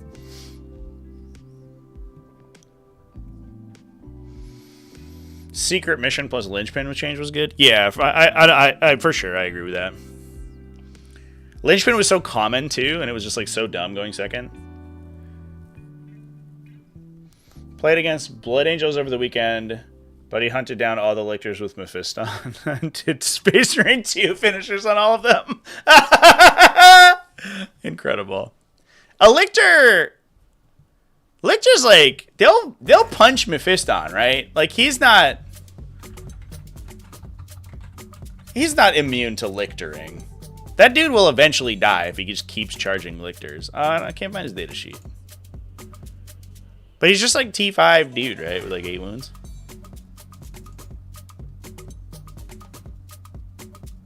Do I have his data sheet? What am I doing in my life? Where's new Mephiston chat? I know I have a scuffed version of his data sheet on my hard drive. But I don't want to use that one. Alright, we found him. Ladies and gentlemen, we got him. He is a T5 dude. Oh, he only has 6 wounds. Oh, but a 4+ feel no pain. So he actually has 12 wounds. Alright, fair enough. Fair enough. That's what does it. Alright, yeah, so he actually does survive lictors pretty well.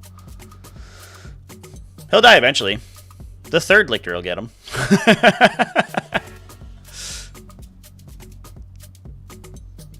I guess his gun's actually kind of sick there.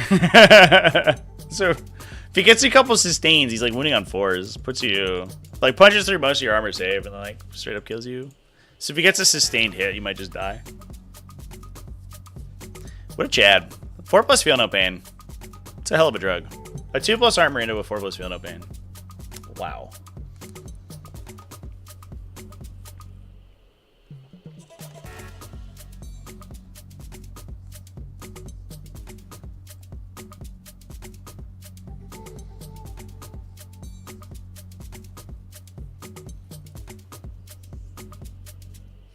If you pull out the Vanguard strat for +1 to wound, yeah. He has to fail a battle shock check for that. It never happens. That stratagem legitimately never actually gives you +1 to wound. Unless it's a leadership 7 army. Actually, no. New Vanguard, you will never get +1 to wound off that stratagem. Old Vanguard, you could do it. Well, no. You still wouldn't get +1 to wound, but you would force enough battle shock checks that your opponent would eventually fail, and then the Neurolectors would give you +1 to wound. Because you would force like 4 battle shock checks on somebody a turn. But new Vanguard, they don't have a hope in hell of punching through high toughness stuff. Alright, chat, what do we talk about next? We talked a lot about Tyranids. Let's hop into Thousand Suns? I saw a couple of people talk about Thousand Suns. Let's hop into Thousand Suns.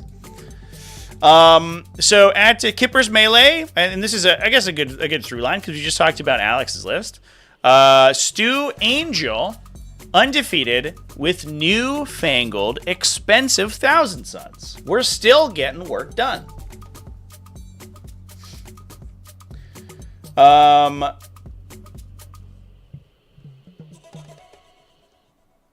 How you named a video about full captains? I don't know what that means, chat. What is the name of the video? If you go to my channel, there's a playlist. It's called 40K List Attack. I'm going to rename it.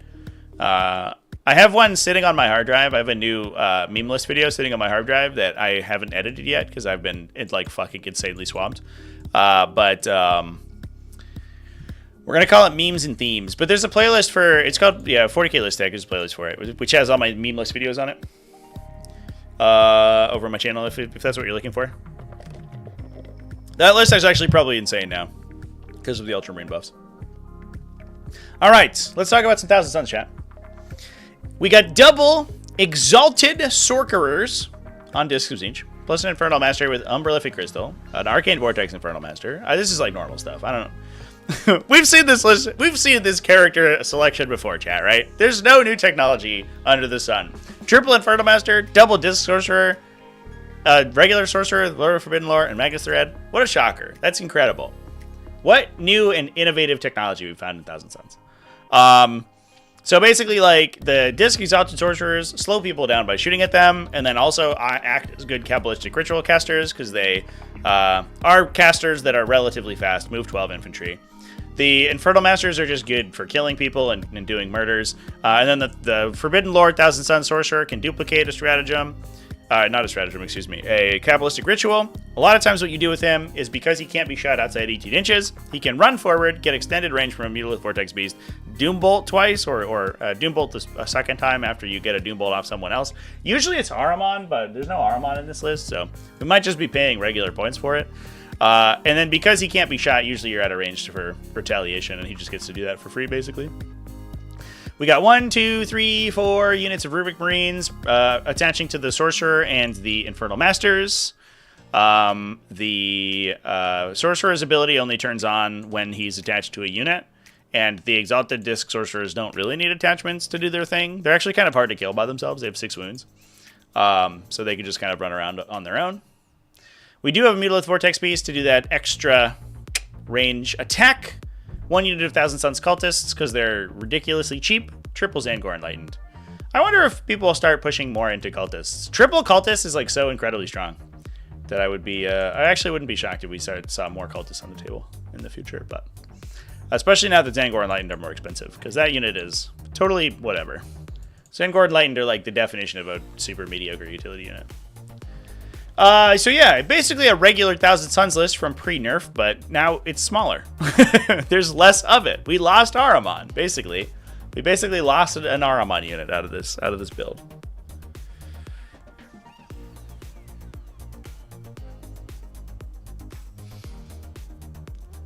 The innovation is less rubrics, yeah. Yeah, it's, I don't know. I would like there to be like, moved closer to like magical Chaos Knights lists or something for Thousand Suns, but it's so difficult because every variety that they had is just worse, right? There's no like, unless you're like, oh, I guess we'll play like armored Thousand Suns where we have like minimal casters and more predators or something. Like, there's no build that's not going to be worse than the previous version, but it is what it is. To be fair, they basically deserved it. Take 120 Zangors. yeah. We'll do. It's the Space Marine 2 special. There's like 5 Rubric Marines and 200 Zangors running around.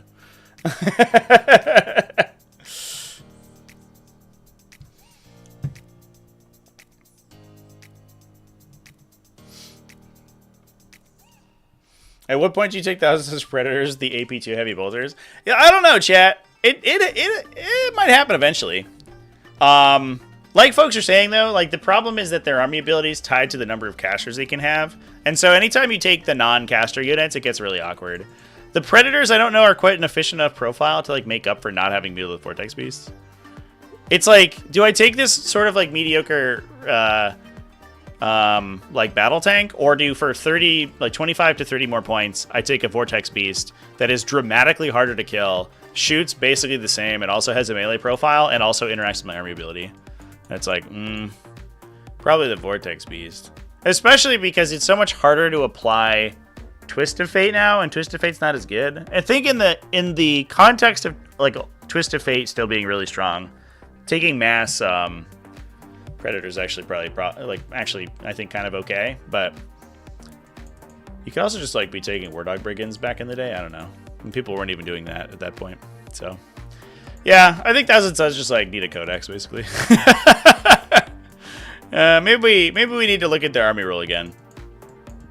It would be like if Thousand Suns are like if Eldar generated fate dice based on the number of like guardians in their army or something.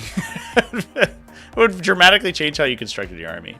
It's just kind of weird. It's like a very thematic ability, and it's good, but it does restrict the viable builds in that faction, unfortunately. 90-point Thousand Suns Predators. Could you imagine, dude? They're like, guys, you get Inferno Bolt Gun, so your weapons are better than normal Predator weapons, and your cost 40 points less. That's the benefit you get of not having Kabbalistic Rituals. You have no army ability and basically no detachment ability. There's no synergy within the faction for this unit, but it's free. It's sick.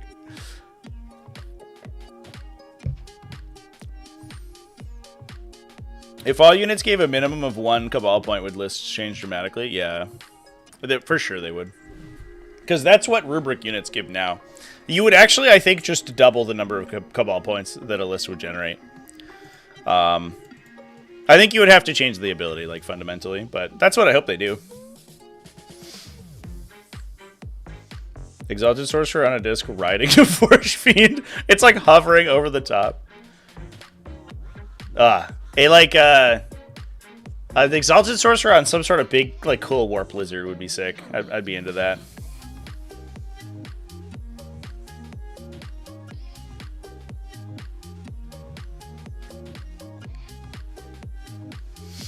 All right, what are we hopping into next?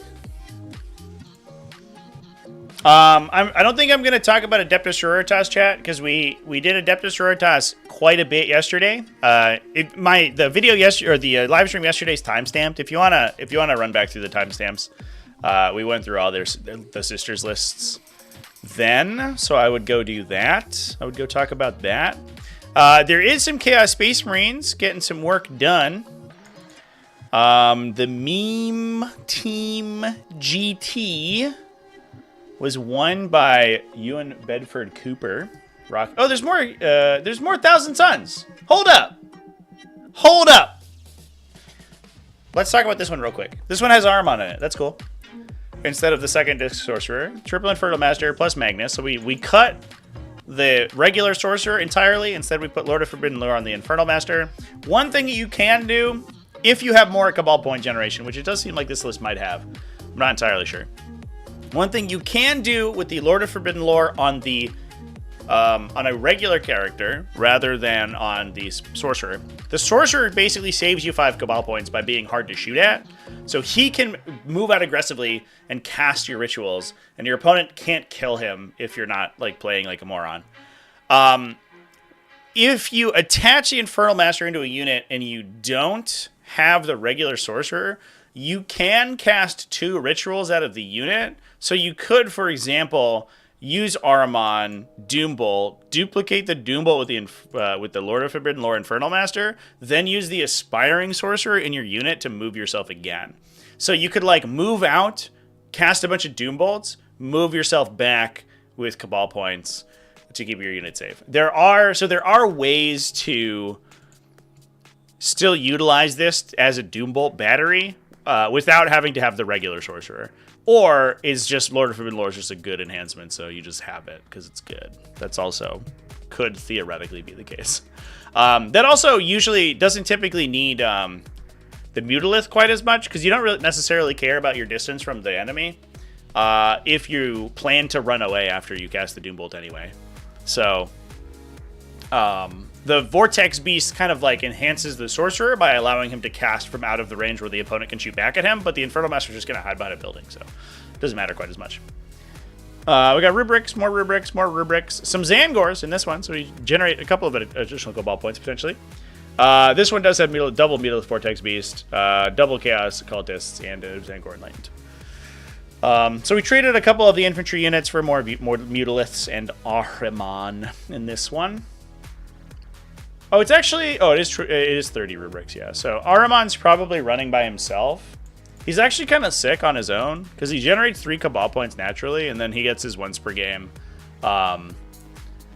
He gets his once per game free ritual. So a lot of times, like, even if he's not attaching to a unit, because you usually want to attach the Infernal Masters anyway, you get a utility unit who can screen for you. You also, assuming he survives 4 battle rounds, you get 12 Cabal points plus a free ritual, which is probably between 7 and 9 Cabal points. So you generate over the course of the game like 20-ish Cabal points from Ahriman himself, and you get a unit out of it. So he's now 150 points. He's still actually just worth it by himself without using his leadership ability at all. All right, chat. There's the Thousand Suns talk. We did the Thousand Suns talk.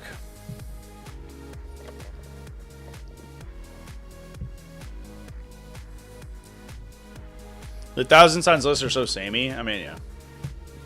Welcome to a faction that has like 6 playable data sheets. All right, let's talk about Chaos Space Marines, though. That's what we're doing now. That's what we're here to talk about. It's Renegade Raiders, not Emperor's Children. Oh, the ACDCs are back, chat! What is old is new again. So we're rocking Renegade Raiders. Cypher is chilling in the list. Triple Dark Communes, no enhancements. So we don't have Mark of the Hound, so nobody's scout moving.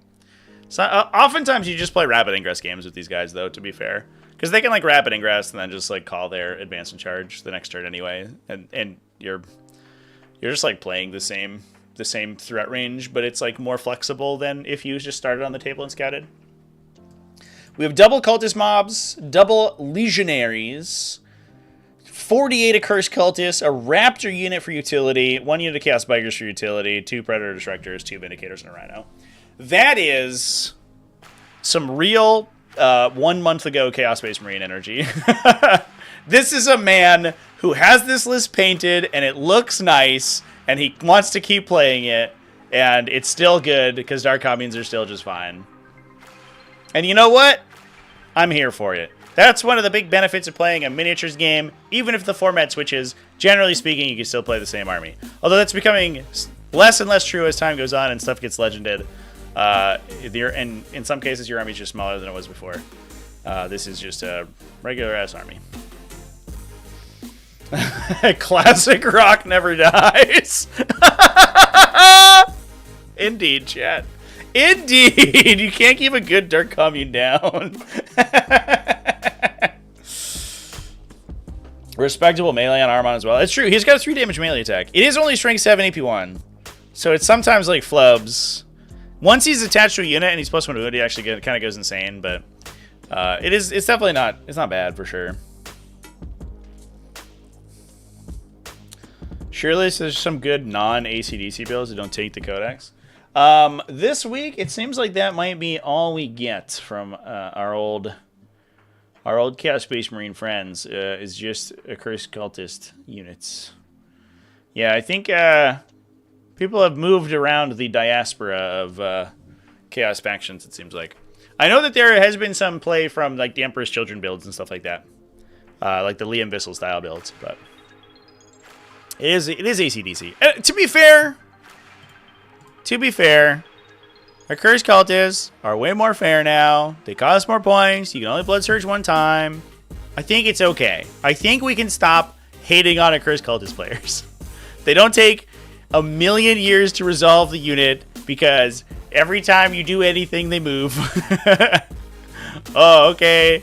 You're going to do a reactive move, and I'll shoot you, and then you'll do a move. But it didn't quite get far enough. So then I'll shoot you, and you'll do another move, and then you'll engage, and I'll shoot you in melee. And then you'll do another move. Okay, cool. Now we don't have to do any of that anymore. They just get 1 move for phase, and it's fine. And then they probably die because they're not that hard to kill.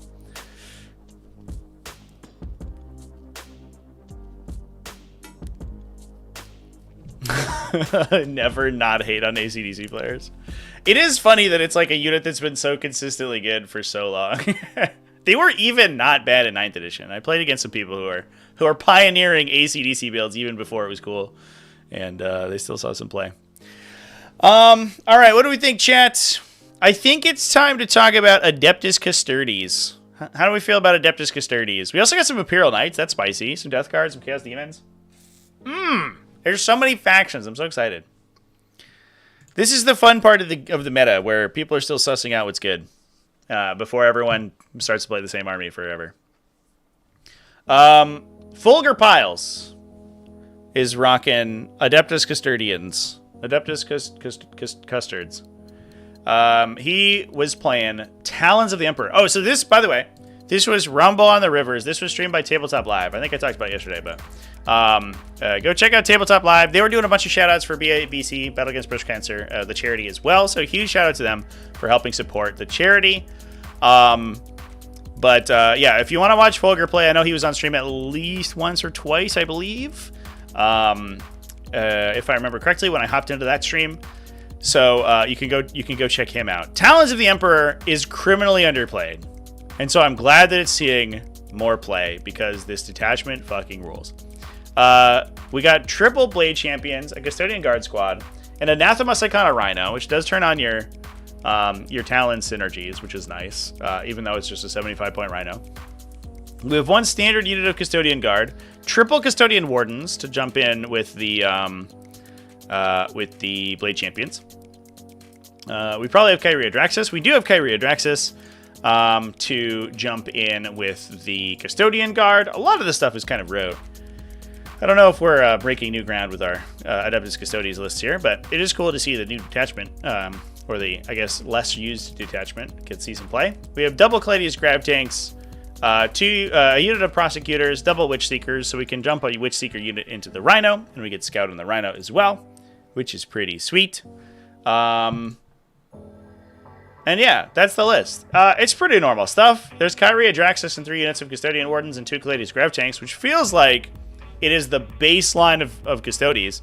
Every time you put a Custodes unit into New Recruit, it just spits out this list with like 100 points of difference. But you know what? If it ain't broke, don't fix it, chat. Blade Champion's pretty good. I know I talked to the Custodes player that we streamed over the weekend at Battle Against Breast Cancer, and I know that he said that he was running double Blade Champion Trajan. He was running Singleton Trajan, which was very cute. I think he said that he would almost prefer to just run Singleton Blade Champions, which I think was it's an interesting take, and I think I would like to see that. I'd be interested to see that list played out. But he would just be like rapid ingressing Blade Champions in weird spots and then advancing and charging them into funny positions, which I think would be cool. But in this list, they were just in Warden units, and it was normal stuff.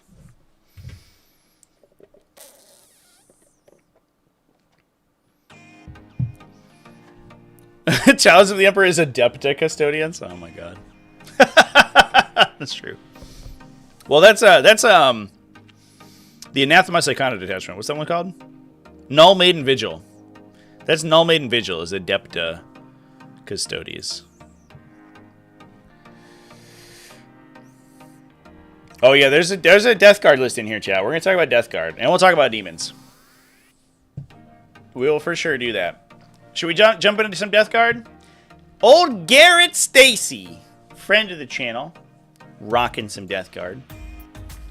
This was also from Rumble on the Rivers. I don't know if he was on stream, but I hope he was.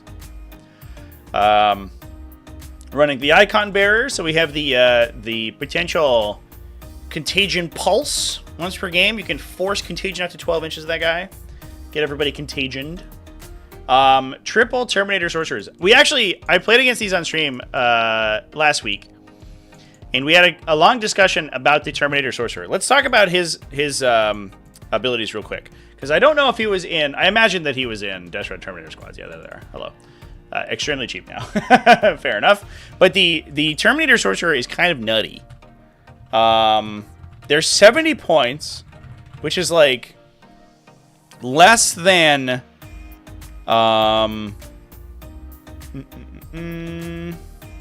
less than most of the equivalent characters in other armies, which is already good.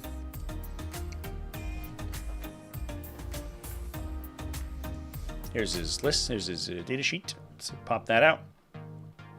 So they have a -1 damage in melee. Already pretty solid, right? Because you're stacking that with potentially -1 weapon skill from a Contagion. And -1 to be wounded from the Death Guard, from the Terminators themselves. So you can layer your defensive buffs, and you can make Death Guard as tanky as they used to be. Fair enough. Pretty good. Unfortunately, it hurts you on a 1. Kind of wish you didn't do that, but it is what it is. The other important ability, though, is his Pestilent Familiar. So once per battle, after selecting targets for a psychic weapon, which is everything but this man's combi weapon, basically. His psychic power and his force weapon are all psychic. I guess you could give him, like, lightning claws or something, but his other weapon options are trash, so, like, I don't know why you would take them. You get +2 strength and damage. So either he can Curse of the Leper You. It's a 2d6 non-torrent, which is a little bit funny, but it's base strength 6, AP 2. So it goes to strength 8, 3 damage once per game. And your opponent is probably -1 toughness and potentially -1 save. So it can basically be like strength 9, AP 3, 3 damage, essentially. 2d6 shots. That's nuts. Even regardless of this dude's other abilities, he's a resilient profile, T6 2+ save with 5 wounds, that has a once per game, like, hyper flamer. Or I guess it's not a flamer. It hits on 3s. It's like it's just a big fucking gun. I don't know. It's like an incredibly strong ranged attack. Once this thing is buffed, it is basically the same profile as a Lord of Change. The Lord of Change is a flat 9 shots with, like, potential sustain. So it hits more hits, but its AP is lower. It's, like, similar. It's very... Oh, and it's also random damage. Yeah, so he's, like... He turns into... Here's a better comparison. He turns into, once per game, a Redemptor Dreadnought. He shoots you as hard as a Redemptor Dreadnought. Or, here's the other thing. You can use it in melee, too. So if you don't have the opportunity to use the Witchfire, the 2d6 shotgun, you could just do it in melee. He goes to strength 8, D3 +2 damage. So average of like 5.5 damage, somewhere around 6 damage. All you have to do is convert 1 or 2 of those, and again, you can potentially be reducing their armor save with contagions in order to basically, like, truck almost anything in the game. And you're probably standing with a unit as well. So these guys are pretty good almost regardless of the unit that they're in. Their buff for the unit is solid to begin with, and you could just theoretically be taking them as utility units that have a once per game, like, super gun.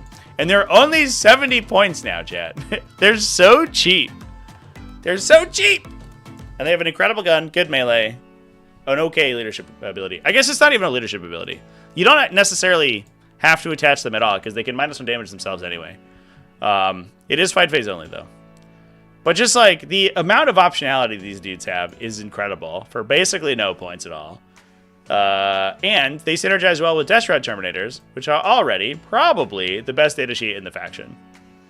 So it's no wonder that we're taking 3 of these fuckers in this list. They're real good, chat. Why are Death Guard characters absolute gods? It's true. It's because their units have spent the entire edition being really bad. And that they're like, their units are finally getting to the point where they're appropriately costed for being, like, pretty underpowered. Like, you can, like, most of the character profiles were like this when the edition launched, right? Like, their points have changed, but the characters basically haven't changed at all.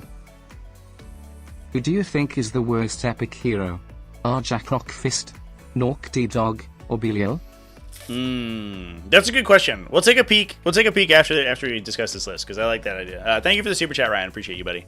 Thanks for the support, man. You always spice up the chat.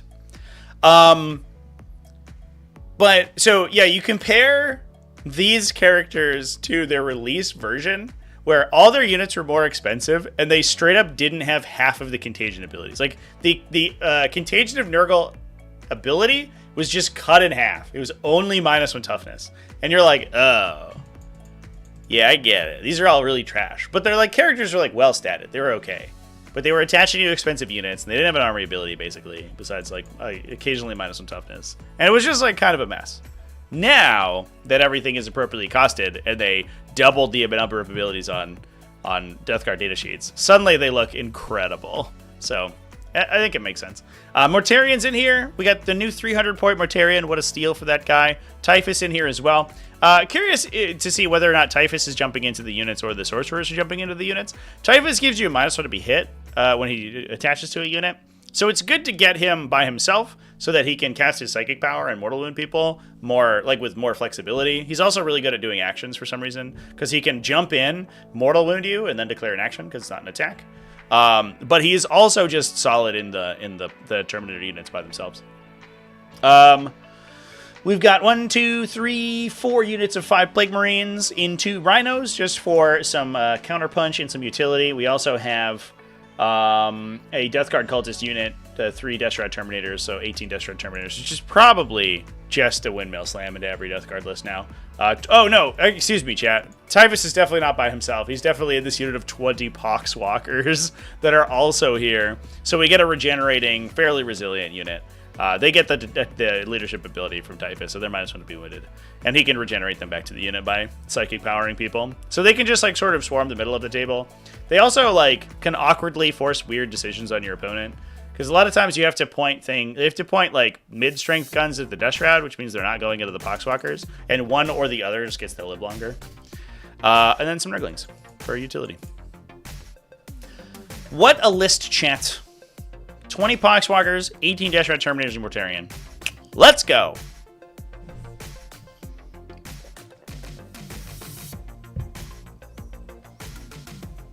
The worst epic hero is the Votann, dude? No way, dude. Uthar the Destined? Nah, that guy rules. I don't even think he's that good, but he's way better than like Belial. All right, congratulations to Garrett for going 5-0. We'll talk about demons in a sec, but first off, we have to look at some fucking epic heroes, chats. Let me pull up some data sheets here. So Belial's like a running joke on this channel, I think, because he's so fucking trash.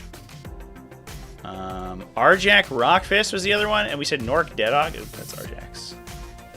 Arjak Rockfist. I'm sure that there's some other ones in here somewhere. And Nork.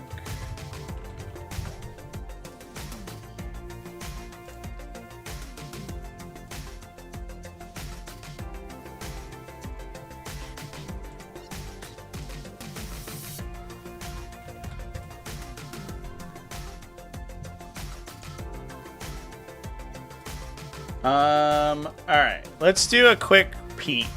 Are there other epic heroes that are really bad?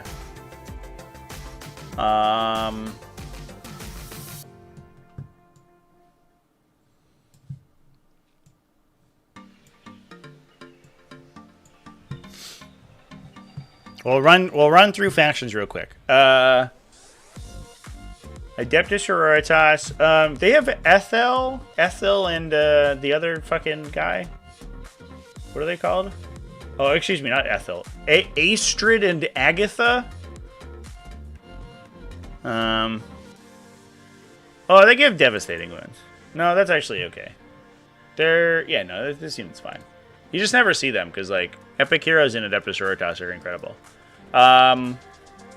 Custodes have Alea, right? Who's like kind of whatever, but I think she's just whatever. She gives you fight first. You get Grim Demeanor. Yeah, whatever. She's Anti-Psyker 5 devastating. Anti-Psyker 5, but she's like got a like Bloodletter character offensive profile, which is actually kind of sick. So she's okay.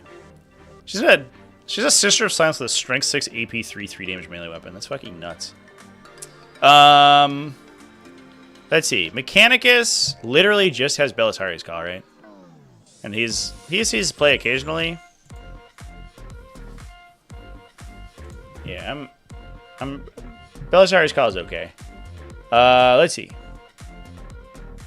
Grey Knights just have Stern and Castling Crow, both of whom are okay. There's no like there's like Voldus, but he's really good. Drago's really good. Yeah, okay. Grey Knights are good.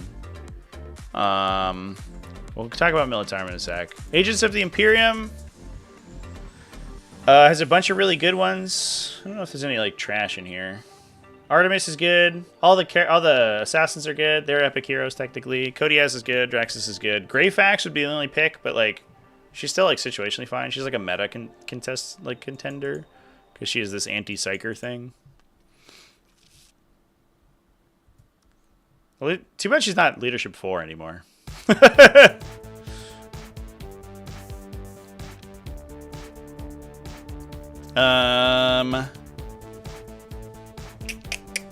Demons are usually pretty good. Chaos Knights don't have any, right? Chaos Space Marines. Chaos Space Marines have any trash? Not really. It all kind of sees play occasionally, right? Cypher's good. Abaddon's good. Fabulous Bill is amazing. Huron Blackheart is occasionally good. Vashtor is now good. He might have been in the contention previously, but now that he actually has keywords and his like detachment rules work, he's probably okay.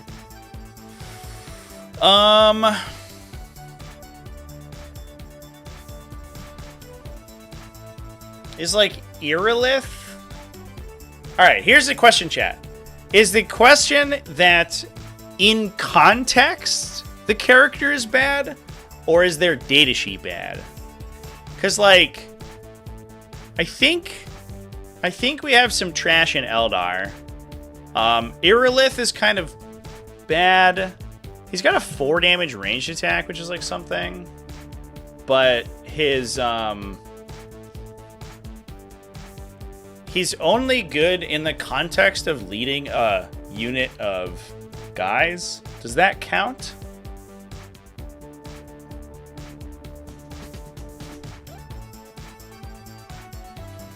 What does Prince Uriel do?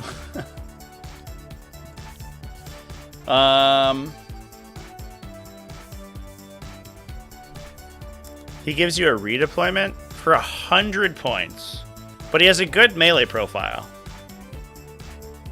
He's 100 points though. I'm gonna put Prince Uriel on a honorable mention here. I guess like redeployment's probably fine. He's just too expensive, but that I can always change.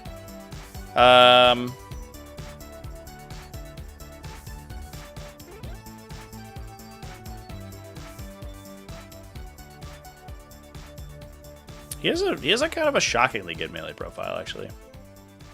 3 damage and strength 6, 3 damage in this economy. Hot damn. Genestealer cults don't have any, right? Necrons, I don't think they have any bad ones.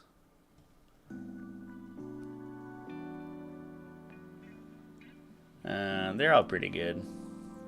All the Catan shards are good. Saraz is great. Imhotep is good. Oracan gets play. We just talked about him. Silent King's good. Yeah. I guess Trazen. No one plays Trazen. What does he do? He gives... His leadership ability is Obsec. Okay. Oh yeah, and then... You can kill your own characters. Alright, Trazen's on the list. This man's fucking horrible. How many points? 75 points to give your unit objective secured and has like a bad melee profile. His melee weapon is strength 7, AP 0. What? Okay, yeah, he's in there. He's in there, Chad. We're putting him on the... He's getting on the list. And then Tyranids of like only 2, right? Death Leapers, one more, yeah, whatever. The Tyranids are fine. Are there unaligned epic heroes? Probably not, right? This is all like fucking fortifications and shit. Yeah, who cares? All right, so we have our short list. Belial, Arjak Rockfist gives you Grim Demeanor. Each time he makes a melee attack that targets a character unit, you get full rerolls against it. He's anti-monster 2, strength 8, AP 2, 3 damage. I don't think this guy's good, but he's certainly not bad. Actually, I don't know. I kind of stand Arjak Rockfist. He throws his hammer at 6-inch range. Why wouldn't that be bad? Why wouldn't that be good? That's probably fine. Honest, I'm gonna put Arjak Rockfist here. We'll align the tier list. So far, I think worst he's probably Trazen. Maybe I'm being pessimistic, but I think Trazen's horrible. He's going to be number 1. We'll put Belial's number 2. Arjak seems okay. He's probably ahead of Prince Uriel, I bet. Nork Dedog gives your officer models a 4+ feel no pain. He's the weird one who's not a character, right? He's just an epic hero. Because if you give Ogre and Bodyguard character... We actually had this discussion on Sunday, actually, with JD from Away Games. He and I were talking about weird instances where you could potentially not be able to target people with Epic Challenge. And we're like, are there any weird character attachments into a non-leader unit? And the answer is basically no. Because most of them don't have character keyword. That doesn't really matter, but it's actually, if anything, kind of a buff. You can't Epic Challenge with him, but who cares?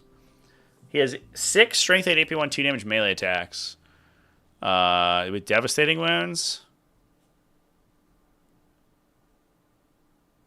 And he does mortal wounds when he's selected to fight. I mean, he's also only 60 points. The weird part is that Loyal Protector requires him to be in a command squad, otherwise he dies.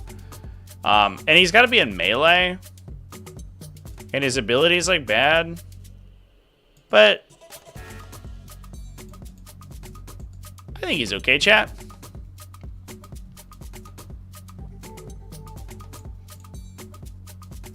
If Nork wasn't required to join a command squad, he would actually be incredible.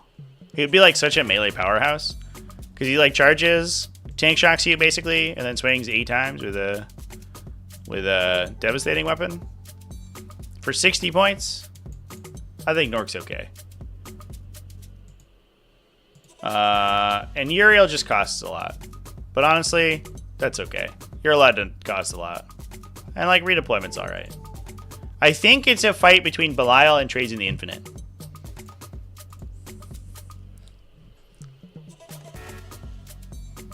Ezekiel is pretty meh. I think we had this talk the other day. Ezekiel's actually kind of good. He just gets overshadowed by everybody else.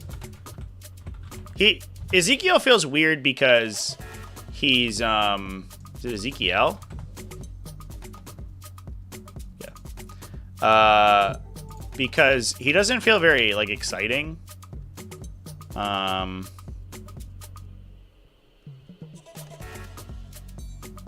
But it gives you +1 attack. I don't know. Your leadership ability being +1 melee attack is actually kind of sick.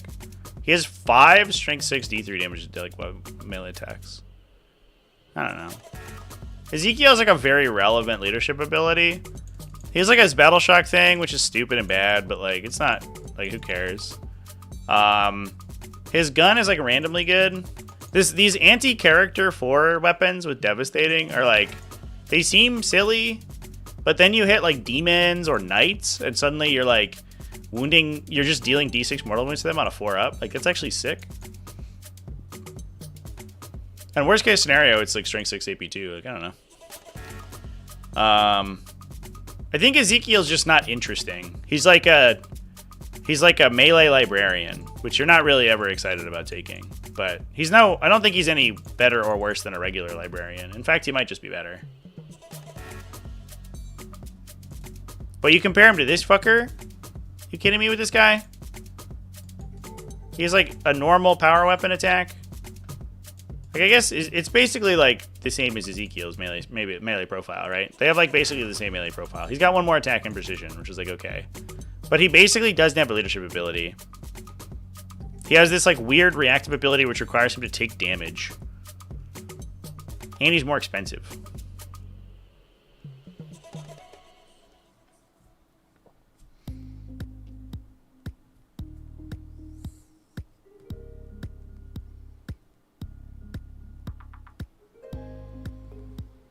Trazen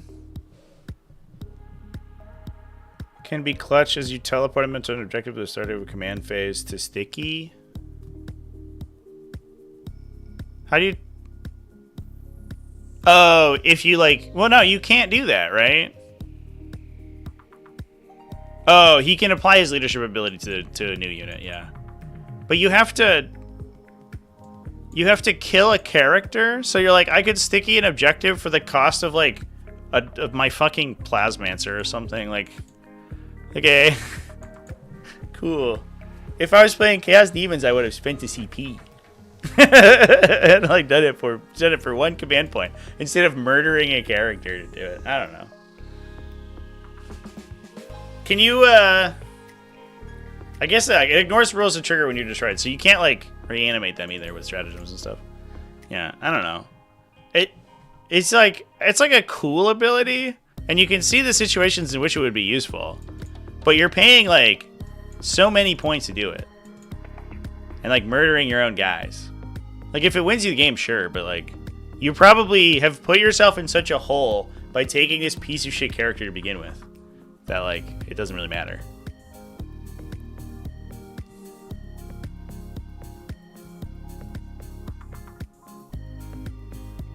Imagine if it swapped their position. That would be incredible. Then I think he would be immediately good.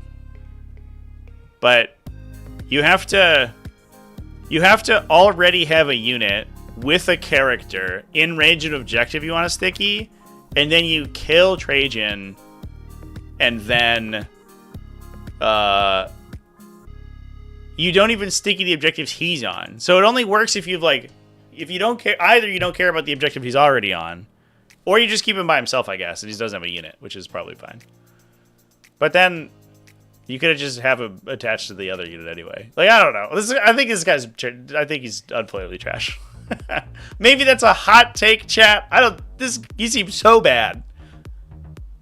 Like, we're trying to find the one way where you can make him work. And it requires you to jump through so many hoops, be in the perfect position, and also murder an expensive Necron character. No. I won't stand for it.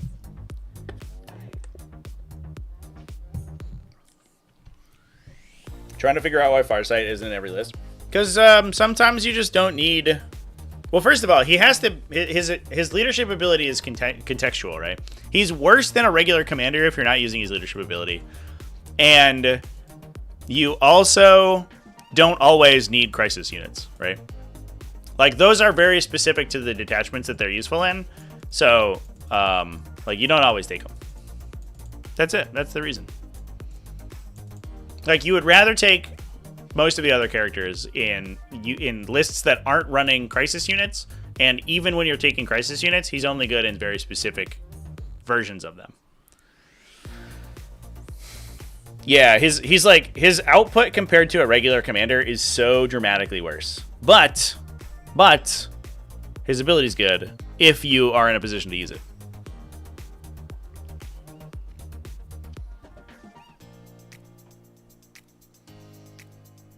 If you're a Necron player, you take it as a challenge. Dude, if you're a Necron player and you're rocking Hypercrypt or whatever, and you want to, like, meme it out, fucking play Trajan the Infinite. Do it, dude. Get work out of this guy. I want to see you 5-0 GT and talk about a list with Trajan, and we could be like, holy shit, somebody won with Trajan. But I think if we're talking about epic heroes in 40k, I think he's the worst one. Belial at least has a melee attack. He has, like, maybe the game's worst leadership ability. And a really bad datasheet ability. But at least he has a 2 damage bolt gun. That's cool. Nork Deadog tank shocks you. That's cool. Arjak Rockfist gets full hit and wound rerolls against character units. That's alright. But Trajan Infinite has one ability which requires you to work so hard. And also, he doesn't do any damage. He doesn't have a gun. If this man had a Tachyon arrow, I think, like, it would be a different situation. If he was like, hey, dude, I'm going to do this weird thing, this janky thing where sometimes I win the game at the end of the game or whatever. You're like, oh, we can, like, hypercrypt, like, run dudes into your opponent's deployment zone and, like, respawn trades it into them. That's cool. But he's not contributing at all up until that point. And he's not even like Imhotech, right? Like the dude has a war scythe. You know, he's got this fucking horrible melee weapon. I don't know, chat. Good discussion though. I think that's a fun topic. He's the cheapest noble? Is that true? A Royal Warden's not nobles, chat? I always forget. Because those guys are 60 points. I always forget who gets noble keyworded. They are not nobles. Alright, fair enough.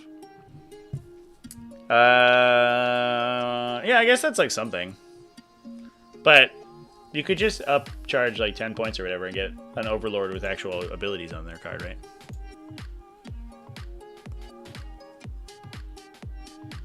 Yeah, 10 more points for a regular Overlord. And you get a gun.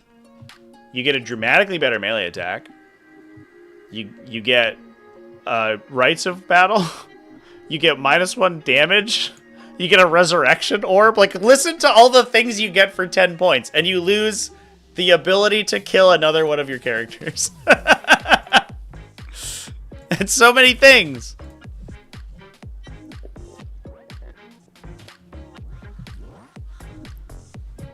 Wardens are 40, but they're not nobles though, right? So that's the point. So they in the context of that discussion, it doesn't matter. All right, let's talk about some freaking Chaos Demons, chat. Kevin Leonard over here. Chaos Demons at the Rumble on the Rivers, and I think we have entered the Chaos Demons time where it's time to play nothing but Great Unclean Ones because they're so cheap and they're so hard to kill. And they passively buff the damage output of your army by reducing people's toughness values. It turns out having Contagions of Nurgle, but that you can point at people and automatically apply them, is really good. You don't have to be near them. You don't have to be in melee with them. You just have to point at them. You don't even have to see them. I learned in a recent game, having not known that for a full year of this edition. You just have a guy within 12. You say, I'm gonna give them Nurgle's Rot, and then they're -1 toughness. That means that all your guns are better, all your melee attacks are better. They're just real good. They have lethal hits. They like randomly spike 1 trillion damage into you. And they also take a couple of turns to kill because they have a bunch of wounds at T12. The downside is that they give your opponent infinite numbers of points on Bring It Down, but you know, you have to lose some somewhere. They only cost 230 points, so it's nuts. So yeah, we have Endless Ed, double Great Unclean Ones plus Rodigus to buff them and be buffed by them. A Nurgling unit, 2 units of Plague Bearers, 2 units of Plague Drones. I actually played these the other day, and will continue to do so, in fact. The Plague Drones are really good. They're T8. We can actually look at their data sheet. They're T8 units with 5 wounds. So they're like insanely hard to kill. They don't have a save, really. But they, like in true Nurgle fashion, are just the thickest of boys. So they refuse to die when you attack them unless you have very specific profiles. You need to be like heavy infantry sweepers with a high volume is like what you need. So like a strength 8, strength 9, like 3 damage gun with a bunch of attacks is like kind of what you're looking for. They're also the payoff for a pure Nurgle list, and this is, I believe, entirely pure Nurgle list. It is, yeah. So you get wound rerolls against something that they shoot at. The downside is that their shooting is really awkward. You have to hit them to turn on the Death Head ability to get the wound rerolls, and they're D3 attacks hitting on 4s. So there's like 2 instances where you can spike low and not activate this ability, and then you cry yourself to sleep at night. The other thing is that they're blast as well. So against a lot of the stuff that you want to be shooting them at, you can't do it when they're in melee. So like if they're stuck on the Great Unclean Ones, you can't fire the Death's Heads into melee to then buff the Great Unclean Ones in shooting. So there's like some weird anti-synergy. Honestly, they're so cheap that it doesn't really matter because they're just like a good utility unit that's incredibly hard to kill and is like OC2. But that is something to keep in mind for sure. They're also really big. They're on a 60 mil base and they have like huge wings. So they're hard to hide and they're like hard to maneuver around. But for melee attacks though, they often get wound rerolls themselves because they're throwing their heads into melee before they charge. They get all the icons and stuff. They're just like a pretty good unit. And in some cases can like supercharge your gun line. If you're like dropping someone's toughness and then you death set them and everything's rerolling wounds and suddenly you're shooting like 4 flamers or something with full wound rerolls and potentially also some soul grinders, you kind of go insane. So we got 2 units of them, 2 units of Plague Bearers just to be annoying. We have the 6 Nurglings for infiltrating, so they used to infiltrate 6 Nurglings. You chain one of them to be within 6 inches of a Great Unclean One, so that you have a Feel No Pain on all of them. So you have 24 wounds with a 6+ Feel No Pain that are just preventing all of your opponent's scouts and infiltrators, which is good. Like the amount of coverage that 6 Nurgling bases have is huge because you can string them along the map. And then we got triple soul grinders. These guys have the phlegm bombardment, so they get the indirect fire gun, so they can just contribute damage. But they also, once you debuff somebody's toughness and you shoot them with the plague rounds, they actually kind of go insane.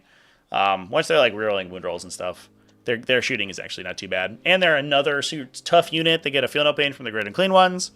And they're good at melee too. They're like unironically good at cracking armor, which the Great Unclean Ones aren't great at doing, especially once they reduce people's toughness. So the Nurgle focus list I think is pretty good. It's pretty good.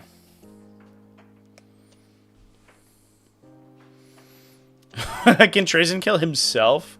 No, he can't. It says non-epic hero. I think it says not only another character, but it also says non-epic hero.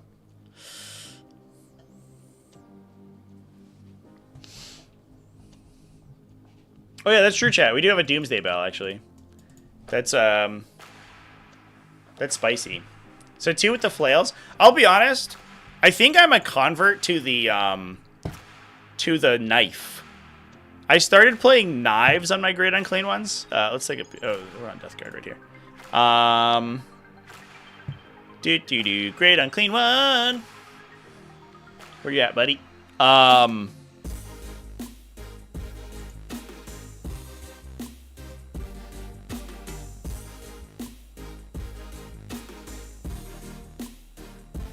So, the Bell is a worse melee profile than the sword, right? You get to keep your secondary weapon, so they're still running a flail on the Bell guy. You lose out a lot of offensive output because you don't have a sweep, you're only 2 damage melee, and you're only AP1 instead of AP2. You lose a strength, so it's like significantly worse. But you get to regenerate Plague Bearers back into your Plague Bearer units, and there's 2 Plague Bearer units within 12 inches every time you kill somebody. So it's all right. Especially in the list that's running 20 Plague Bearers, it's probably pretty good to have one of these things. But I've been running the knife more recently, chat, and what I realized is that the flail's cute, right? But it only hits on 3s. Most of the time, your Great Unclean Ones are either in melee or they're advancing and charging because they're not that fast, and you want to warp surge them to get them into combat. So you're not shooting the flail anyway. It's -1 to hit in melee because it's a ranged attack. So even if you are attacking on your turn in your shooting phase, it's an average of 4.5 attacks hitting on 4s instead of 3 attacks hitting on 2s with lethal hits. So it converts more frequently. It's more consistent than the flail. Your opponent doesn't get cover, which is a big thing. And if you stick in melee, which oftentimes you do, you get to use it twice a turn instead of once. And you get to use it when you warp surge and you advance and charge.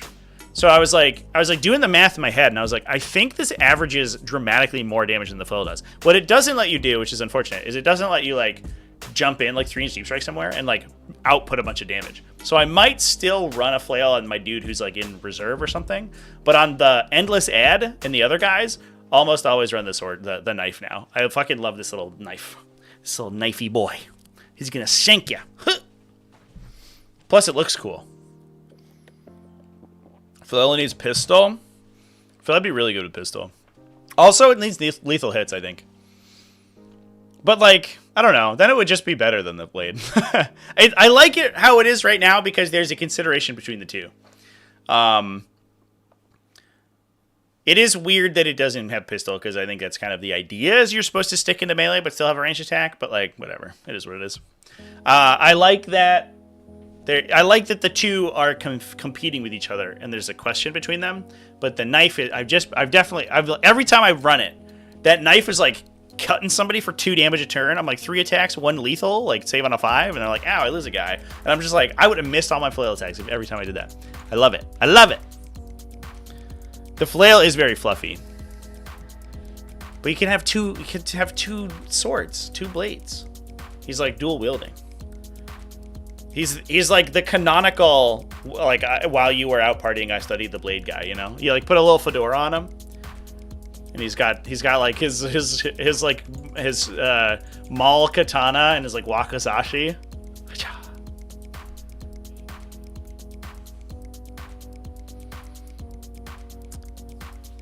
Well, it is on a monster, to be fair, chat. The reason that the Great Unclean One can shoot it is that it's a monster. All right, a couple more lists to discuss, chat. Brent Simon took down an event with Space Wolves. It's Stormlance, though, so it's boring. Look at all those Thunderwolves.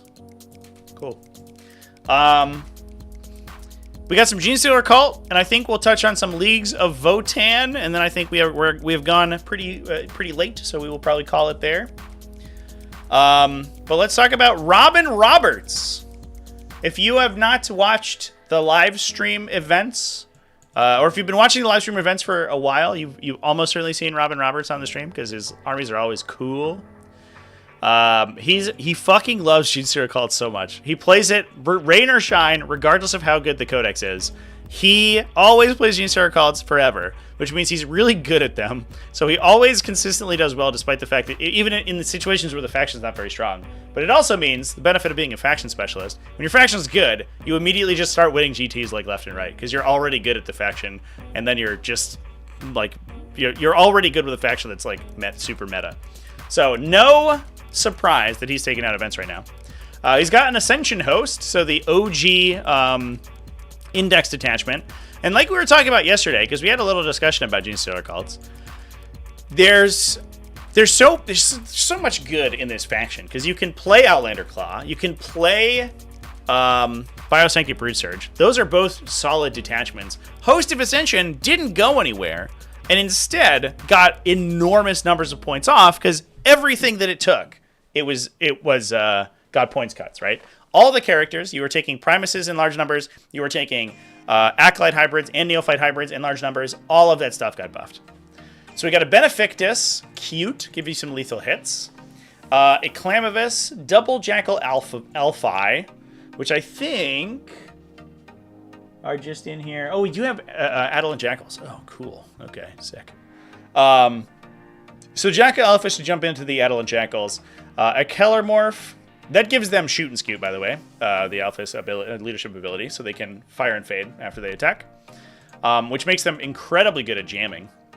And especially for a list that wants to open up as much table space as possible to give them the best deep strikes, the Jackal Alphas having like a scout unit that then can like move, shoot, move again, and basically like wrap your army, enormous. Plus it's doing mortal wounds with drive-by demolition. And the Alphas counts into the model count of the unit for that as well. We have a Kellermorph, because they're good, a Primus, Chink of their armor, another Primus, a Ridicus Saboteur, and a Sanctus. We have one Acolyte Hybrid Squad. Looks like 1, 2, 3 units of 20 Neophyte Hybrids, so 60 Neophyte Hybrids for the Primuses to jump into. They get all the bonuses from coming out of reserve, and then get rerolls from the Primuses. One Achilles Ridge Runner with a Spotter and Heavy Mortar to apply Crossfire, and then another unit of 2 just to shoot people. You can often bring these guys out of Strategic Reserve, just like normally, in order to benefit from the detachment abilities as well. A lot of times you consider Ridge Runners to be like a static gun platform, but this detachment oftentimes brings them out of reserve to make use of the detachment abilities. 3 units of Adolescent Jackals, so 2 of them are going to have the Primuses, and then we're mostly using those. They get a bunch of guns, which is good. They also get to do mortal wounds. You could theoretically bring them out of reserve and then use the Alphases to reposition them. But they also get to they can like push super far forward and open space for the Neophyte Hybrids to drop in. And then we have a similar thing with 3 units of Piercing Genestealers as well. Cool freaking list, dude.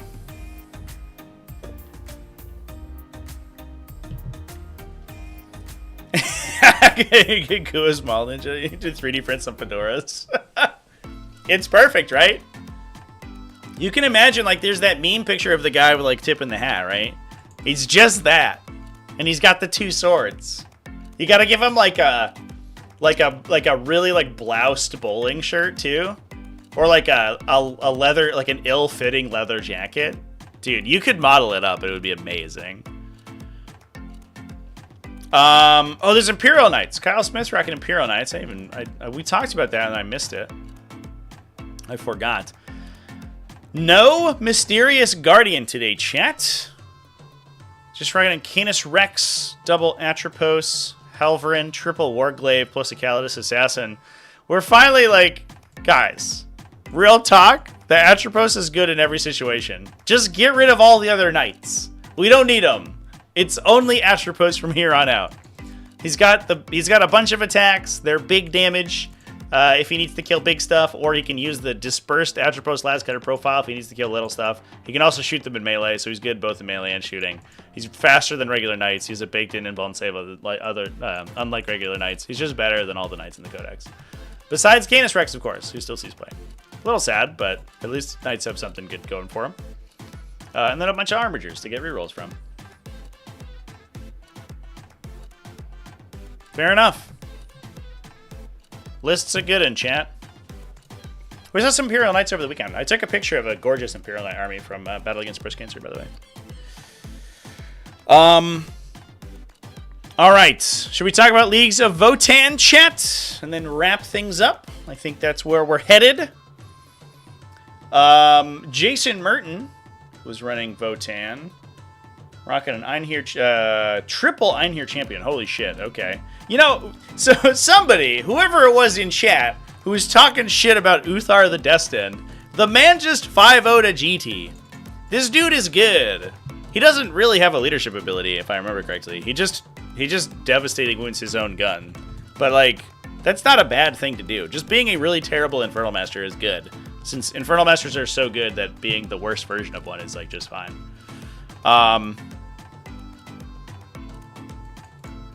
He just has Grim Efficiency. And then he himself is like kind of an insane dude. I don't even think you attach him to units, to be honest. I think he just runs around by himself. He gives his unit a 5+ invulnerable save, I guess. Which is okay. But like, the dude just is a devastating wound fire hose, right? So he shoots 3 devastating attacks. Once per turn, he can change a hit roll or a wound roll to a 6, and you have to deal 5 individual instances of attack through a 4+ invuln save to actually kill him. So he automatically shoots you for at least 1 devastating wound every time he shoots. But honestly, there's a not unlikely chance that he does more than 1. Same thing in melee. He automatically does 2 damage in melee. And he's super tough to kill, because he's just like, he has the Alaris Captain ability all the time. Alaris Captains get to do this 1 time per game, and this little fucker just gets it baked in. Awkwardly, he's leadership 7, that's funny, but he can just like run around and be a guy. And honestly, I think it's just fine. Come out of strategic reserve and like do some secondaries and stuff. We have a Hearthkin Warrior unit, 1, 2, 3, 4 Sagitors. 3 units of Chthonian Berserks to go into Sagittor, so we probably split off one of the heavy weapon team out of the Hearthkin Warriors, most likely. Use the other one to sticky your backline objectives and act as utility, and then we get 4 Sagittors to scout and deliver Chthonian Berserks, plus 1 gets to be a utility unit. We have 3 units of Einherjar Hearthguard for the Einherjar Champions to jump into. 1 Land Fortress. Big 1 Pioneer unit, 1 Hardkin Jaeger unit to open space for the scouts. The Land Fortress is interesting. I don't think it can fit more than 1 unit of Hearthguard into it if you're attaching characters, but it could potentially take a Hearthguard unit and something else. Is that right? No, that's not right. Because you can only fit 6 Hearthguard into it. Yeah, so it carries 1 unit of Hearthguard around probably. And then 2 of them are just deep striking, I guess. You're just rapid ingressing those guys. But that's good enough if you can open enough space with all of the scouting units, because all the Sagittor Scout, the Hernkin Pioneer Scout, plus the Jaegers infiltrate. You can clear out your opponent's screens, get the Hekaton Land Fortress up to the center of the table. It has so much counterpunch between all the Chthonian Berserks and the Einherjar Hearthguard, and then you can just rapid ingress to protect it if you need to as well. Pretty interesting to see the multiple Einherjar champions. That's kind of new. It's just an Appraising Glare guy. We don't even have a Grim Efficiency guy. Or Grim Demeanor, excuse me. But they do so many mortal wounds, dude. And they all have good melee profiles, too. Just seems solid.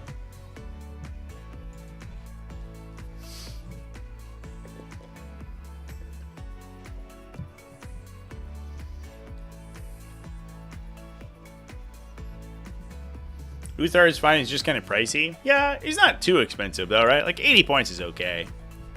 Like, you could push him to 70. I don't think you push him any lower, though. He's just an auto-include at that point.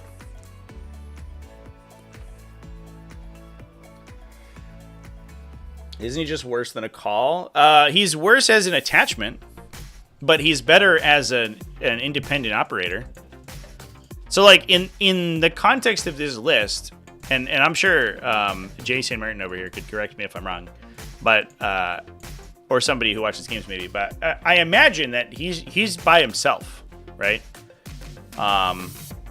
Like, I don't think you take Uthar to lead Hearthkin warriors to the fight. I think you take Uthar to be this, like, little annoying idiot who's, like, constantly doing mortal wounds to you and is really, like, obnoxious to kill. Because he's, like, toted to cover. He's basically 2+ save, and you have to deal 5 individual damage to him. You can't just, like, point 2 last cannons and be like, you're dead. Because each last cannon inflicts 1 damage. So he's just like, I live! He's like a really terrible, like, Watch Captain Artemis. Or Brother Captain Stern or whatever, you know? Like a regenerating character. He's like the opposite version of that. He doesn't regenerate. He's just harder to kill from the get-go.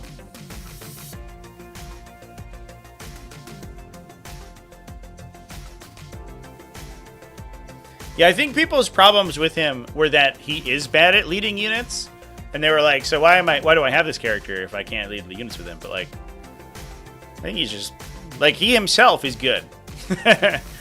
And honestly, right, he can just sit in a Sagittor, right? Because the Sagittor carries 6. I'm going to double check myself on that, though, just to make sure I'm not an insane person. I'm pretty sure. So he can go inside a Sagittor alongside a Chthonian Berserk squad, and then you get the Berserks. Obviously, they can't attach together, but they can both independently disembark. The Berserks are just like a good punching unit, and Uthar is like annoying to kill, so he can tie things up. If you don't have enough attacks, you like physically can't kill him in one fight phase, for example. And then he's always contributing mortal wounds to you on the swing back. Literally every time he attacks, once per turn, he's going to inflict mortal wounds, regardless of what he's attacking. Sagittor does indeed carry 6. Yep.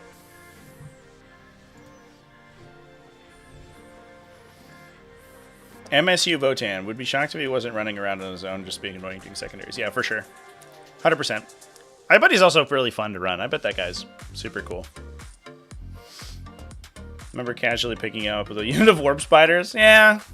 To be fair, though, that unit of warp spiders attacked a unit that's like almost half their points and killed it. So, like, that unit of warp spiders costs 125 these days, right? And you attacked a little 80-point man? That is punching down, sir.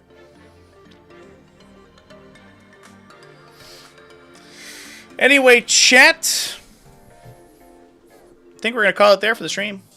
This was a long one, actually. We ran, like, way over. But it was good talking about all these lists. That's because there's just so many lists doing well right now. It's awesome. It's a good time. I want to... 25 points for a T3 1-wound model is nuts. Well, theoretically, right? They're 1.2 wounds. I don't want to hear they're just 1 wound, because you get an extra wound in there. And they move 24 inches. And they have a devastating wound to Torrent weapon. I think it's probably fine.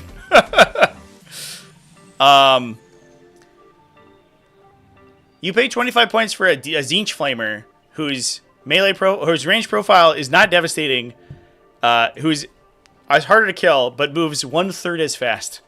I think it's understandable.